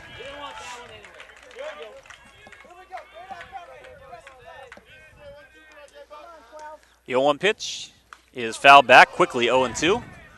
High on the backstop. Whatever control issues that Lex had there for those few pitches seems to have corrected that. 0-2. I wouldn't put it past him that he might sneak that. Kind of showed a little controlled wildness there. That one, again, well upstairs, ball 1. It's all part of the art of setting up a hitter. You try to get him to chase a little bit. Yeah. 1-2 the count. 1 out, 4-0. Shasta has the lead in this Division I Northern Section title game. That one upstairs for ball 2. The count evens up, 2-2. So 2-2. Here comes Lex's pitch. And that one is taken a little bit high, and it's full count. don't know what that was all about. Catcher kind of lobbed it out, and he went and chased it and threw it back. Might have lost the grip on it. Full count. Leadoff man, Jerry Poor, trying to get something going. Here we go. Full count pitch is taken upstairs, ball 4. Exactly what the Spartans need, a one-out walk with your leadoff hitter. And now you got Sandow, your DH, coming up. He's 1 for 2, singled in the first inning, struck out in the 4. As Sandow will try to move Jared Poor along. Parks coming in. He's giving the defensive signals to the rest of the infielders and talking to the pitcher verbally. We'll see what Sandow can do. Sandow got one of the 2 hits, single in the first, and then he struck out in the 4th.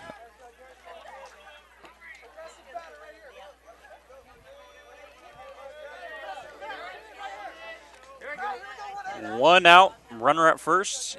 Pickoff move. Ooh! And Poor just gets back. Wow, that was close. It was close. He might have gotten his hand underneath the tag, though. Far from us to see, but that's what I'm going to give it to him. Yeah, that was close. We'll just say that much. Sandow. Another pickoff move, and again, this one not as close. That one was a little bit easier for Poor.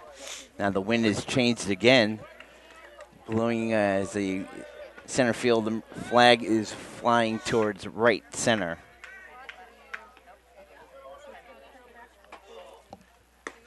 Pitch is taken up and away for ball 1.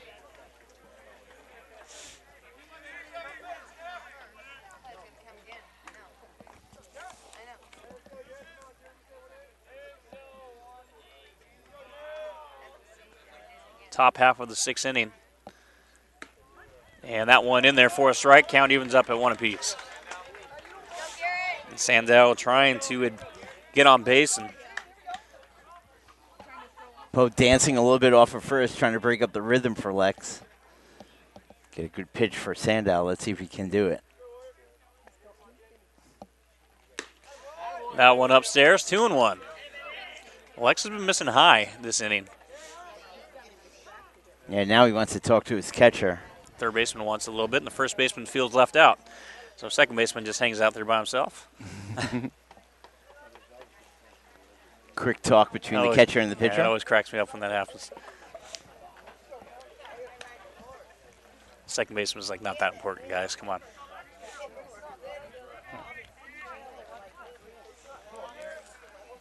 Two and one the count. 4-0.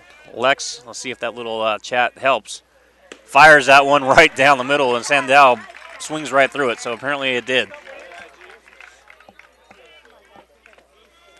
In most cases, when the catcher goes out there, they're just changing up, going with what works best for them. Stop cutting down the arsenal of pitchers right now that are working for him. 2-2. The count, 1 out, runner at first. Pickoff move, and again, pour back. Yeah, not close. The first one very close, second one kind of, that one not at all. No.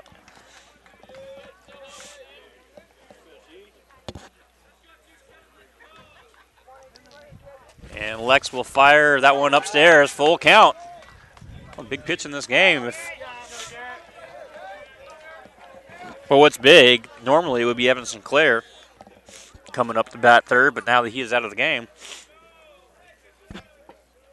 Yeah, you might want to pitch around Sandow. Would Hendricks make him prove himself? And that's ball 4. Runner at first and second, nobody out, back-to-back walks. Sam Hendricks' first at bat since the ejection of Evan Sinclair in the 4th inning. Sinclair left the game going 0 for 1 with a walk. And now we have an entire team meeting. Coach coming out.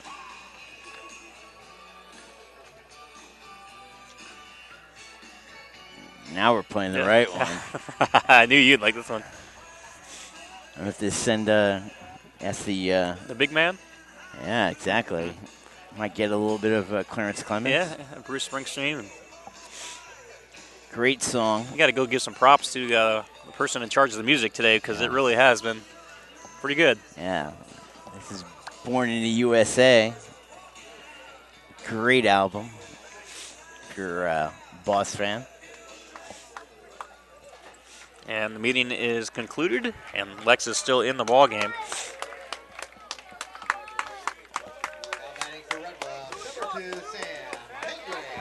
Sam Hendricks now with filling in for Sinclair, who was ejected. And one out here, you don't expect him to bunt. And again, missing upstairs. Got to think Lex is losing it a little bit here in this sixth inning. It goes just like that for pitchers. You know that. That one low. 2-0. And then you got the cleanup man on deck. And again, I talked about Grand Slam territory. If he gets walked, bases loaded. And there's a shot up the middle, and Hendricks delivers a base hit. Firing in, and the runners will stay at second and third. So Hendricks drills a base hit.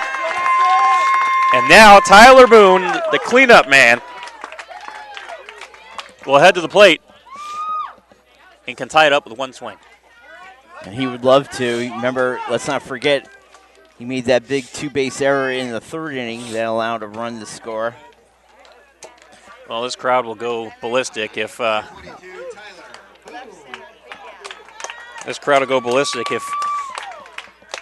they can get a hit here. One out, bases loaded.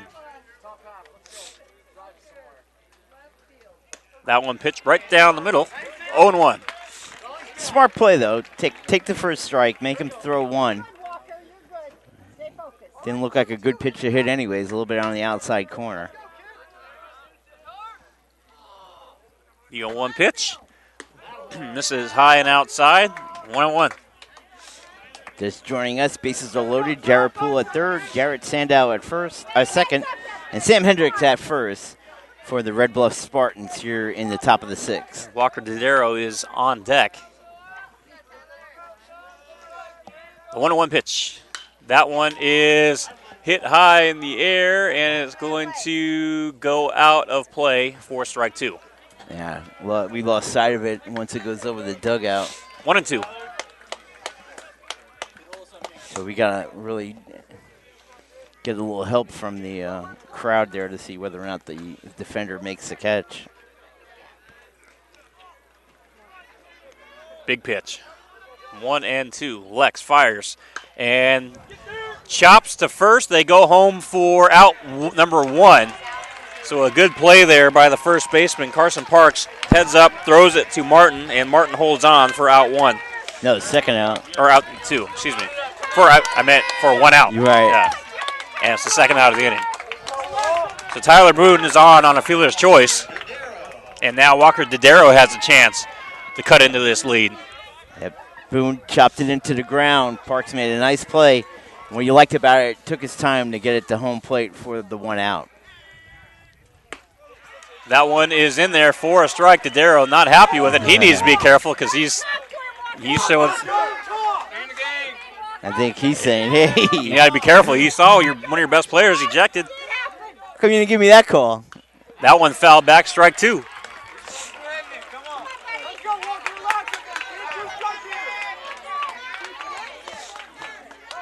That's not a smart move. You saw your teammate get ejected, and then you go up there and start giving the umpire some lip. Yeah, I agree. Because now you better be swinging here on an 0-2. Yep, you're not going to get any favors. 0-2, pitch is, it hits him. And Lex, that's going to be an RBI for Dodaro. That'd be the hardest RBI he gotten. 4-1. Still bases loaded with two outs, and now Mitch Fox, the pitcher, coming up. And Fox is 0 for 2, grounded in a double play and grounded out to third. So 4-1, Red Bluff gets on the scoreboard, and the tying runs are now on base. The tying run is standing on first base. And at least he was. Now he's coming out, I believe, for a pinch runner. Yeah, you gotta. I think Dodaro. Maybe not. On a base hit here, you gotta pinch run for him because you want to at least have decent speed here. And it's going to be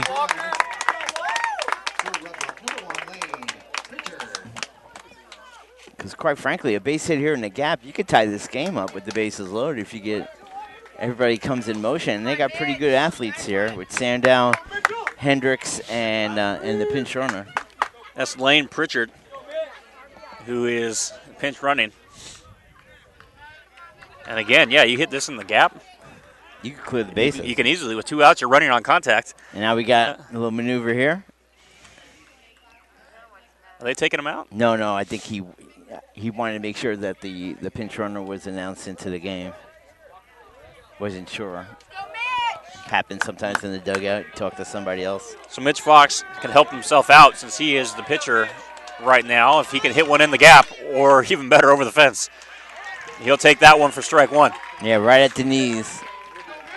That seems to be their approach for the Spartans. Take that for a strike. 0-1. Well, I mentioned earlier, there's a big difference between being 1-0 in the count and down 0-1. Yeah. Pitch 2 is taken for a ball. Just missed. 1-1. That's trusting your eye right there, Mitch Fox. That's a tough pitch to take. Yeah. 1-1 the count. Curve misses low. 2-1. You don't want to walk in another run because then a base hit can tie it. And he's got to wait for his pitch now. This one might come in just a bit, but it might not be your pitch. The 2-1 pitch. Swung on and missed. Count evened up at 2. And he threw it right down the middle of the plate. Fox couldn't catch up with it. 2-2. Fox stepping out of the batter's box. Get himself set. Concentrating. 2-2, the pitch. Way upstairs, full count. Not a wasted pitch. He thought he could have him chase as he goes up the ladder, but no way. Well, we had an RBI with a hit by a pitch. Now we may have an RBI with a walk if he can't find the play here. Full count. There it goes, and swung on and missed. Mitch Fox strikes out with the bases loaded, and Shasta gets out of a jam. Got him with Uncle Charlie right there. Good pitch by Lex to get out of the inning. 1 run, 1 hit, bases left juice. As Andrew said, we played 5.5 here. Spartans trail 4-1 to the Shasta Wolves in D1 championships on PlayOnSports.com. Do you want to watch more of your school's great matchups like the game you're enjoying here tonight? Then tell your school to sign up for the Play On Sports School Broadcast Program. The program allows the schools to broadcast all their games and other activities on the web. For more info, please go to playonsports.com/SBP. So Thomas down by 3 as they head to the bottom half of the 6th. Shasta would love to get at least another insurance from to bring it back up to 4. Yeah, if you're Red Bluff, your goal right now is to get a nice 1-2-3 inning and get up there once again. Not allow Lex to get any rest in that dugout because he doesn't bat.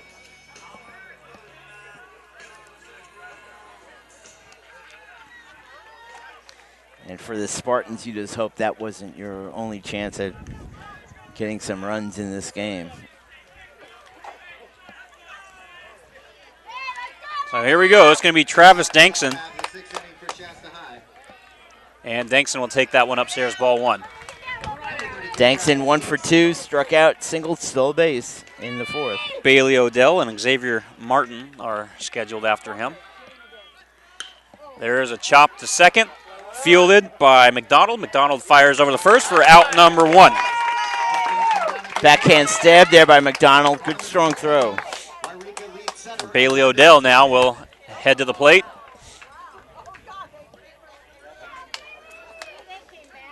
Odell 1 for 1 with a walk. Has a run scored.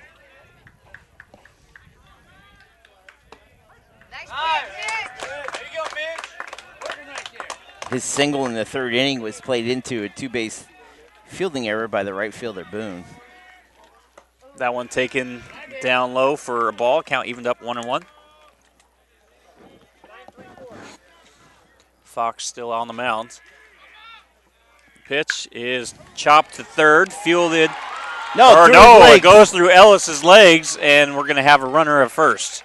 Another Odell reaches on air. And that brings up top of the order and Xavier Martin. Yeah, unofficially the 8th error for the Spartans. Out. And you can't win many games with that kind of fielding.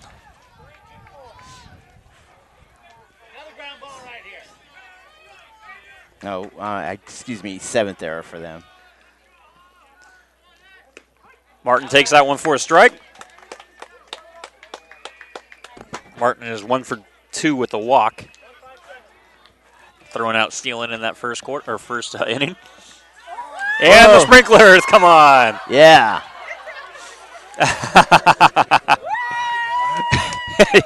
I don't think I've ever seen Xavier Martin ran out of there like.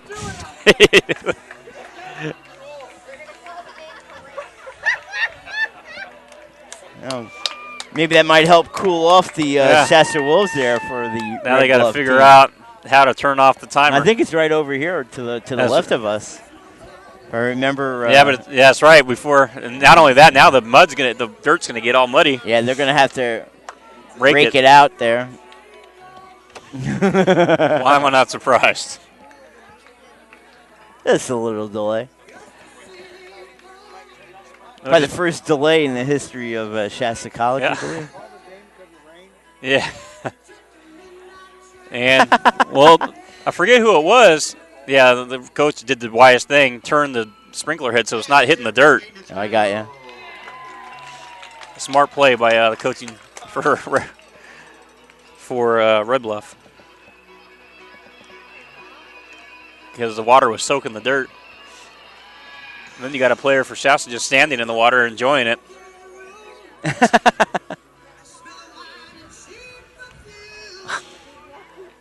Be like the Cubs and when they first put the lights in with the tarps. Yeah. And guys are going to go slide along the infield.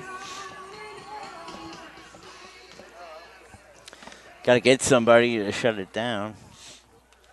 Now they're going to point it towards us, try to cool us off a little bit. Oh, man, please. Just don't want to get electrocuted while we're at it. I'll walk out in front. Classic song. Bob Seger? I don't know. Yeah, I think you're right. Before we were setting up here, before everybody got here, he said that box handles the sprinklers. Yeah, nobody. So you can go over and be the hero, man, and go go press some buttons. My luck, I'll hit a button and then I'll send them all out, even the outfield ones. The outfield. That's okay. I ain't touching it. We'll wait for the staff here to make a play on it.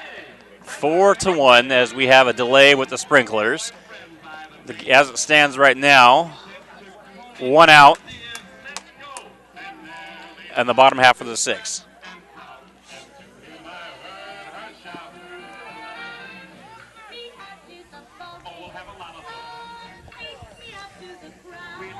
And you can't hear it. Take Me Out to the Ball game being played over the sound system here. Fitting. We had 3 baseball games and hadn't had the song played once at all today. So let's get that in. That's because we haven't had a long delay like we're going to have here because no one is, I don't know who's working on it, but we just have coaches that are turning the sprinkler heads every minute or so. He's on the phone, the director of the event. He's talking to somebody saying, who the heck? He's like, hey, don't think these weren't set. And if you're Shasta, you have to be kind of disappointed because kind of on a roll right here. You're 3 outs away once you get out of this inning to winning the title. You don't want to, kind of like the Super Bowl. We had the 49ers and the Ravens go at it, and that delay kind of changed the direction of things. Well, exactly. I mean, how long will this delay affect Lex from going out there and finishing a complete game? I got to believe, this inning extends. They're going to have a hard time getting them back out there. They're telling the players to come in. The umpire is saying, come in. I don't know what happened here. Now that he's calling over their 2 coaches, we can kind of eavesdrop here. We can Maybe Andrew trying to take off his headset to listen in here, do a little investigating reporting, but there's a talk here, and I don't know exactly what's going to happen.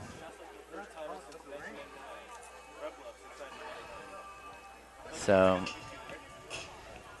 quick recap, we'll give it to you while we have the time. 4-1 is our score. The Shasta Wolves got the scoring going in the bottom of the third as Bailey Odell got a single to right field that was played into a two-base error as he went on into third. He scored on Xavier Martin's RBI single to make it a 1-0 lead. They added on 2 more in the fourth as there was a comedy of errors for the Red Bluff Spartans. Tyler Joyce led it off with a single. He was sacrificed to second by Justin McMurtry. Colby Stevens hit a sharp single to move Joyce to third, and as Tyler Dankson was the batter, Stevens attempted to steal second. The catcher, Chase Root, instead of holding on to the baseball, he threw down the third base line, and the ball went straight down the line, and that scored Joyce for a second run. You have an update? Yeah, they're saying it's going to take about 5 to 8 minutes or so before play will resume. So we're going to step aside. We're going to have a quick break here, and we'll come back with the conclusion of this game once these sprinklers are taken care of and the field gets back in playing shape, because it's going to be pretty soaked. So we'll be back in just a bit here from Shasta College.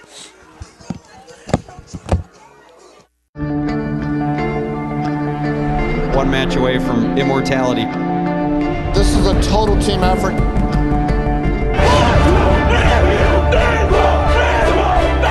gonna come at you. One shot at this.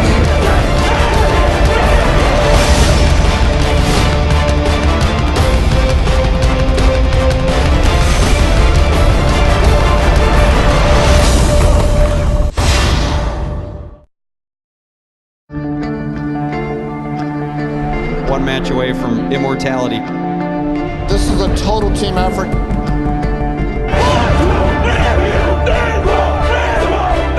gonna come at you. One shot at this.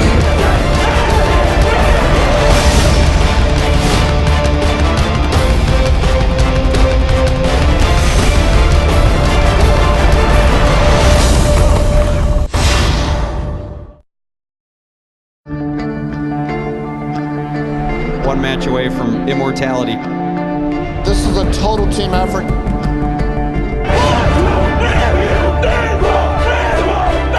gonna come at you. One shot at this.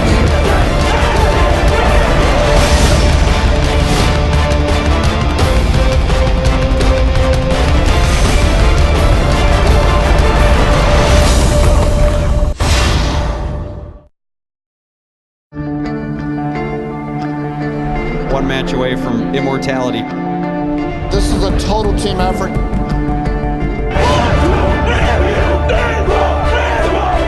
We're gonna come at you. One shot at this.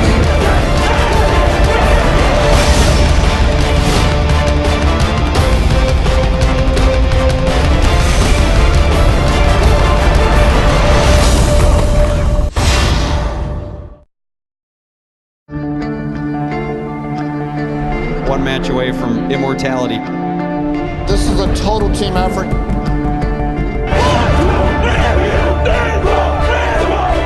We're gonna come at you. One shot at this.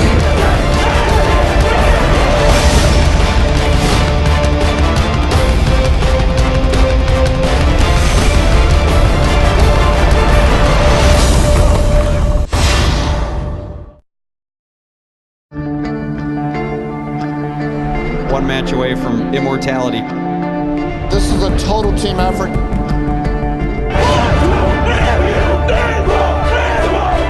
We're gonna come at you. One shot at this.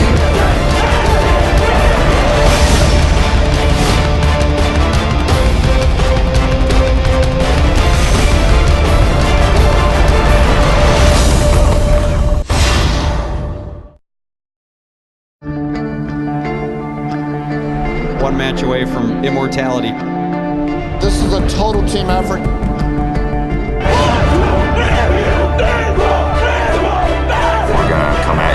One shot this.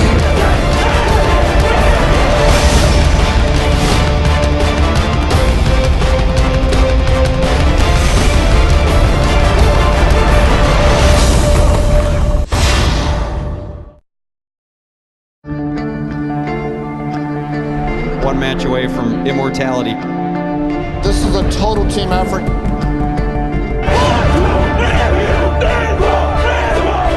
We're gonna come at you. One shot this.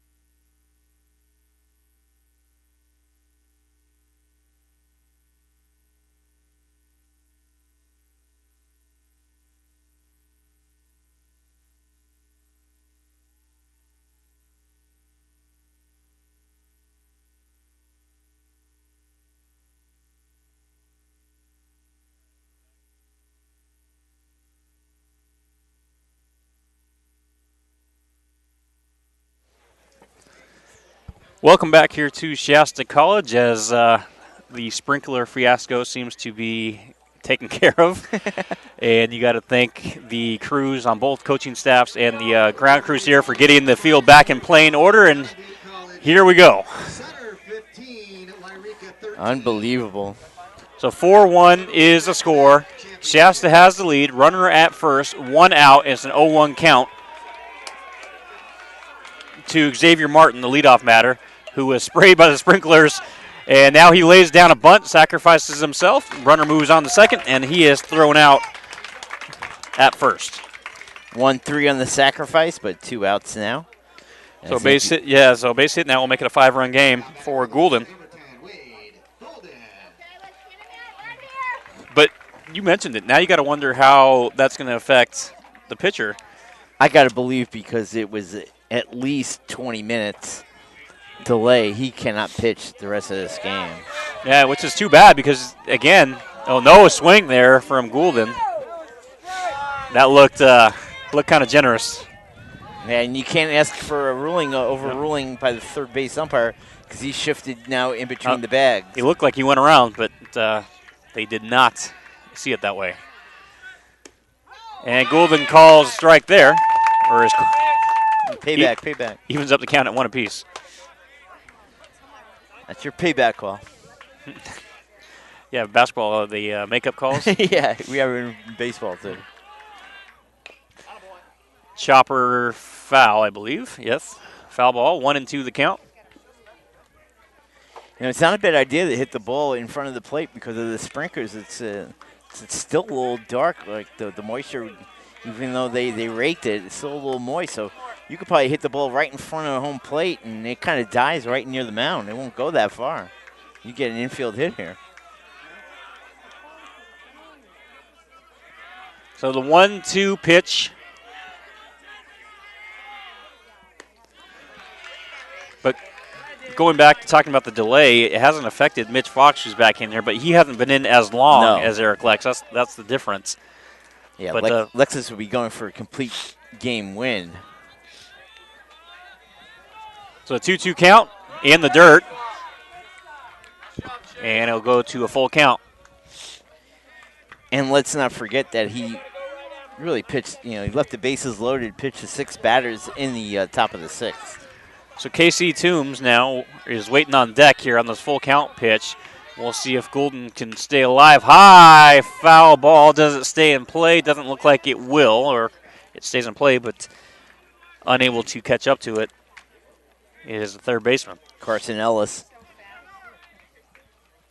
just eluded him as it kept tailing away from the field.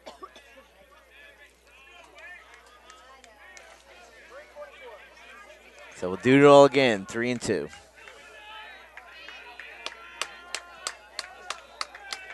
Fox's job is to keep that runner at second. Full count, swing and miss, just got a piece. So not a swing and miss as Goulden got a piece of it.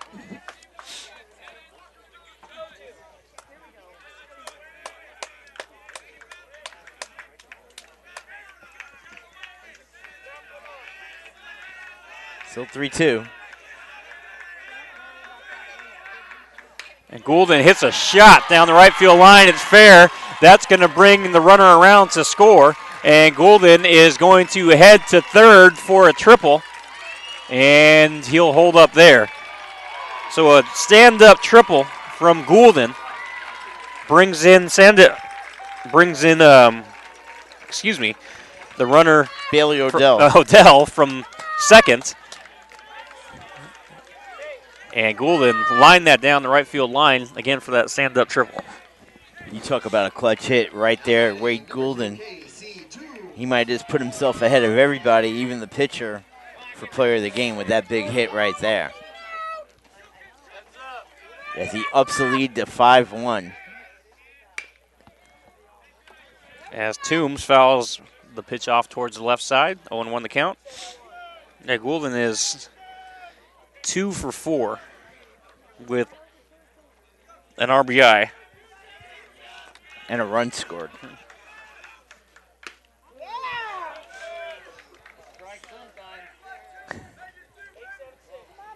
Toombs' last at bat was the comedy of errors, as it was a throwing error by the shortstop. That was picked up by the first baseman and threw it to home. Down the left field line, just foul.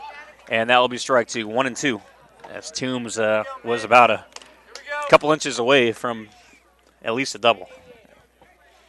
Toombs' hit scored a run as actually the Wolves scored a run in the bottom of the fifth with no hits, 2 errors and a walk. And another foul ball towards the left side. The count remains 1-2. Fox came high and tight on the batter. Had to fight that ball off just to stay alive.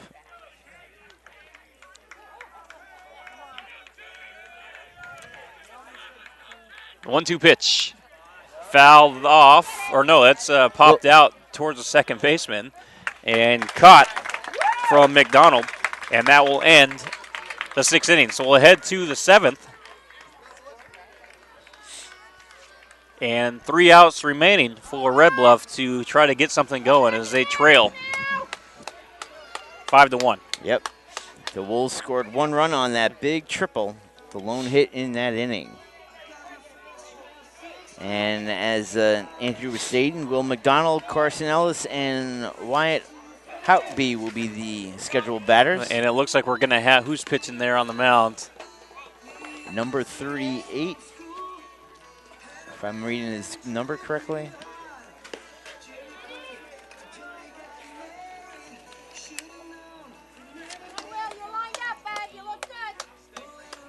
Oh, here it is. Sorry. Trying to find our paperwork here. Apologize. And it's not on our roster. No, that's not. Yeah, there's a little sheet. Yeah, we trying to. The wind is really making things difficult over here.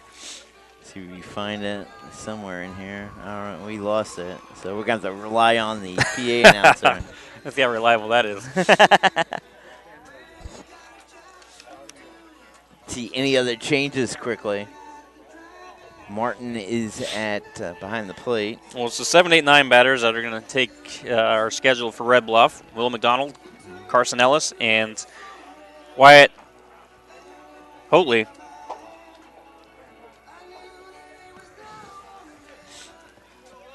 So they had to take Lex out, Eric Lex. Tough break for him. He was really pitching a gem. He got in a little bit of trouble, though, in the 6th. Yeah, he was and then tired. that long delay was not a good combo. And so Yeah. he coming out. Now you got a lefty coming in here. We got to find out who that is. Number 38 is our mystery man.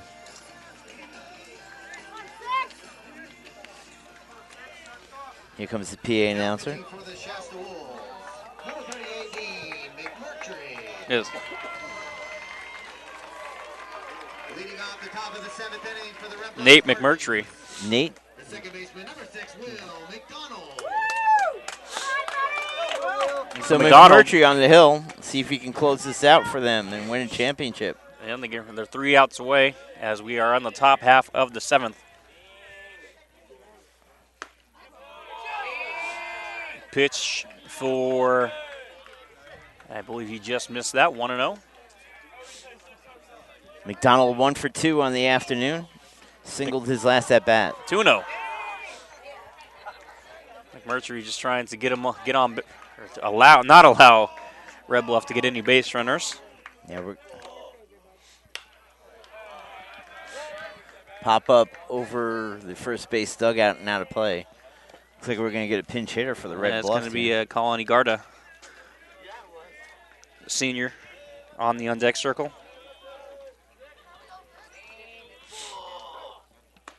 Pitch upstairs, 3-1. So McMurphy having a hard time finding the strike zone. You don't want to give them any hopes. The 3-1 pitch just misses a little high, and the leadoff runner is on.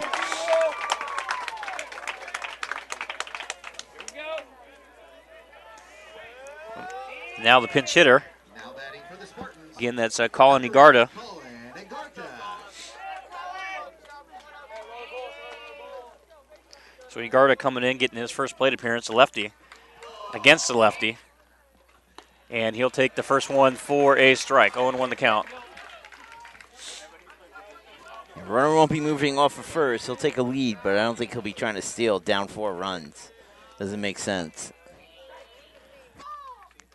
Yeah, it doesn't matter at this point where the runner is. Chopped to third, and the throw to first is in time as Tyler Joyce bobbled it momentarily. Didn't have time to go to second and throws to first to get at least 1 out.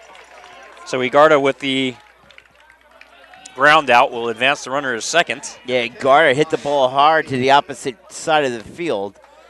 As Andrew said, Tyler Joyce knocked it down nicely. He recovered quickly, and with his arm got Garter by a step and a half. Well, Hopi coming in, and you'll have a runner at second. Wyatt Hopi with the runner at second, 1 out, 5-1. Shasta on top. He'll take that one for a strike. 0-1 the count. Yeah, Hopi 0 for 2. Bounce out to short and fly down to center.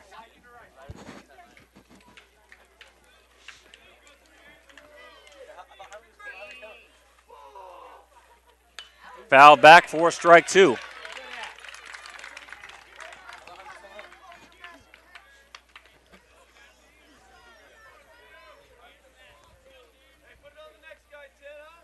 Oh and 2.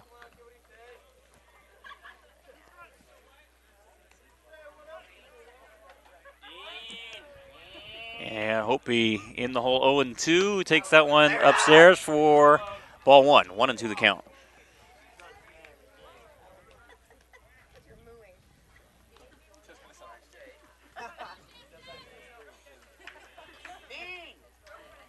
The 1 and 2 pitch by McMurtry is swung on and missed. Strike 3. And Shasta is 1 out away. The back of the order, top of the order now. Defensive swing there to Wyatt Hopi for that final strikeout. And now here comes Jared Poor. He's only a junior, trying to keep this season going, this magical run through the playoffs. As the 7th seed, advancing all the way to the finals. They are now 1 out away. 0 for 2, scored the lone run of the game for the Red Bluff Spartans. Fouls the first pitch out of play, strike 1. He walked in the 6th to start that rally, that 1-run rally, and then scored on a hit by pitch to Walker Dodero, the first baseman.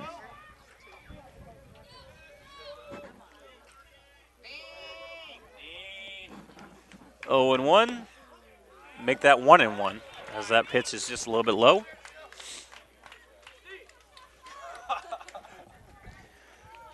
Poole is 0 for 2 with the walk.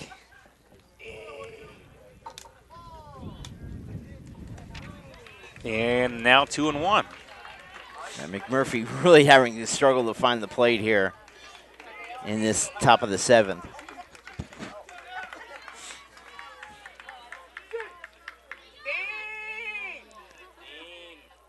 The 2-1 pitch is taken upstairs, ball 3. Yeah, Poor not chasing as other batters have in this inning. And it's the top of the order, so only down 4. And a swing and a miss from Poor out in front of that one, and now we have a full count. Yeah, good off speed away by McMurtry to get the swing and a miss. Shasta is 1 out away, or I'm sorry, 1 strike away from becoming Division I champions in the northern section. Shadows coming behind home plate, but not affecting the batter at this time. McMurtry fires, just fouled back. Oh. Shasta's bench was ready to storm the field, and they had to put on the brakes and head back. Oh. They're getting ready. They're going to Yeah, they're going to charge like you've never seen before. on a wet field. Again, in the full count, the pitch. And Poor drives it to left, and the runner will stay at third wisely. No point in trying to force a run here and end the game at home. Yeah, went the opposite way, did Poor, and got it in between the third baseman and the shortstop on a sharp single to left. And that brings up the designated hitter, Garrett Sandow. And Sandow is 1 for 2 with a walk. one for Batting, the designated hitter, number 18, Garrett Sandow. runners at first and second, 2 outs. Red Bluff trails by 4. They're trying to get at least the tying run on base, or to the plate, I should say, as Sandow takes that one for a ball.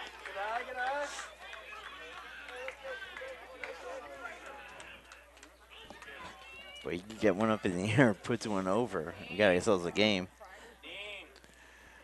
Sandow takes that one for a strike. 1-1 the count.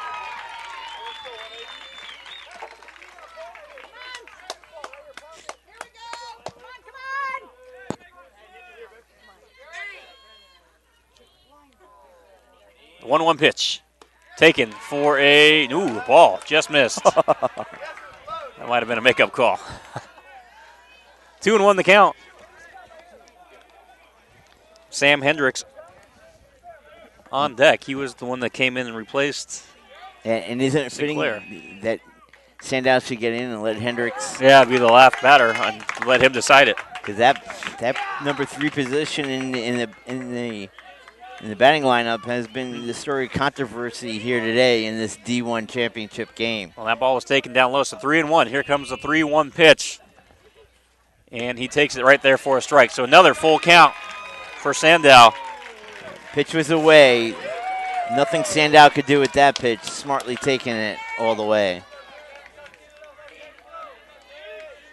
Full count. McMurtry, the pitch. Fires and strike 3. Swung on and missed. Shasta is your Division I Northern Section champion as they storm the field right by the mounds and are going to make a mess out of those white jerseys. That is for sure. So Shasta completes their magical run through the playoffs as the number 5 seed, storming through and winning the title against the number 7 seed, Red Bluff. And Red Bluff has nothing to hang their head about. They played a tough game. They fought. They just couldn't get that hit when they needed it, and they left a lot of people on base.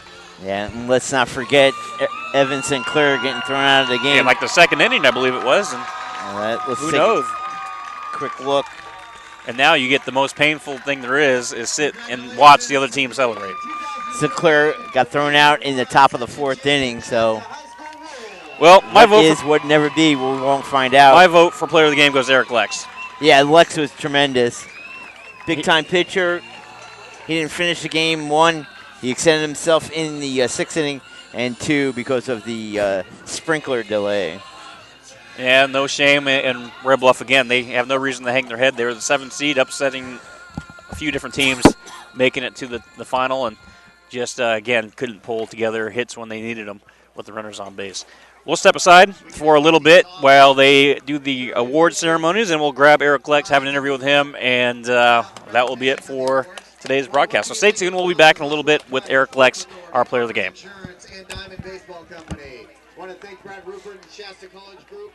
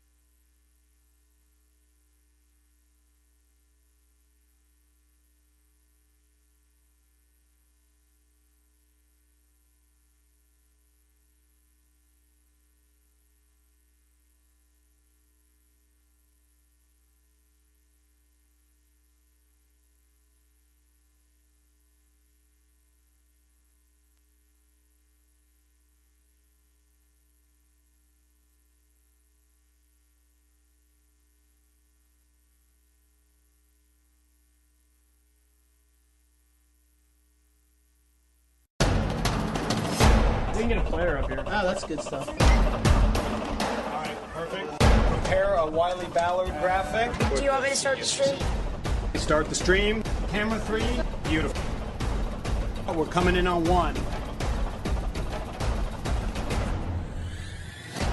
For more information on how your school can join the Play On School broadcast program, go to playonsports.com/SBP.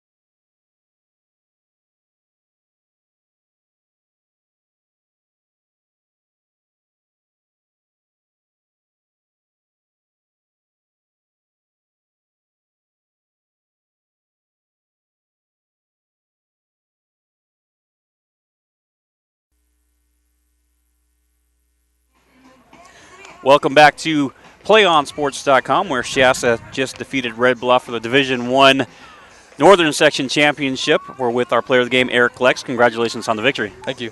Talk about your performance. You were pretty much dominant in there until maybe late in the sixth inning, but really throughout the game, you were really controlling things. Talk about your performance. I was just going out there the first 5 innings, throwing strikes, let my defense do all the work. Didn't want to do too much. Just tried to throw strikes. That's about it. Now, talk about that little delay there with the sprinkler. Were you going to come back in the 7th, or did that delay cause you to come out? I don't think I was going to come back in. That was kind of just decision. Like after I came out, my coach just said that I'm out, not going back in. You guys were a 5 seed entering this tournament. Talk about this run. I mean, did you guys know all along that you were capable of getting this far? And at the beginning of the season, we made it our goal to win the section championship. And during the season, it didn't seem like our goal was going to come true, but we just won the games that counted and came through at the end. What was the game plan against Red Bluff? Just come out and do what we did against Foothill. Just come out with intensity, get hits, and shut them down on defense. Any fun celebration plans for the victory? I have no clue. All right, we'll let you go find that out. That was Eric Lex, our player of the game here on PlayOnSports.com. Thank you.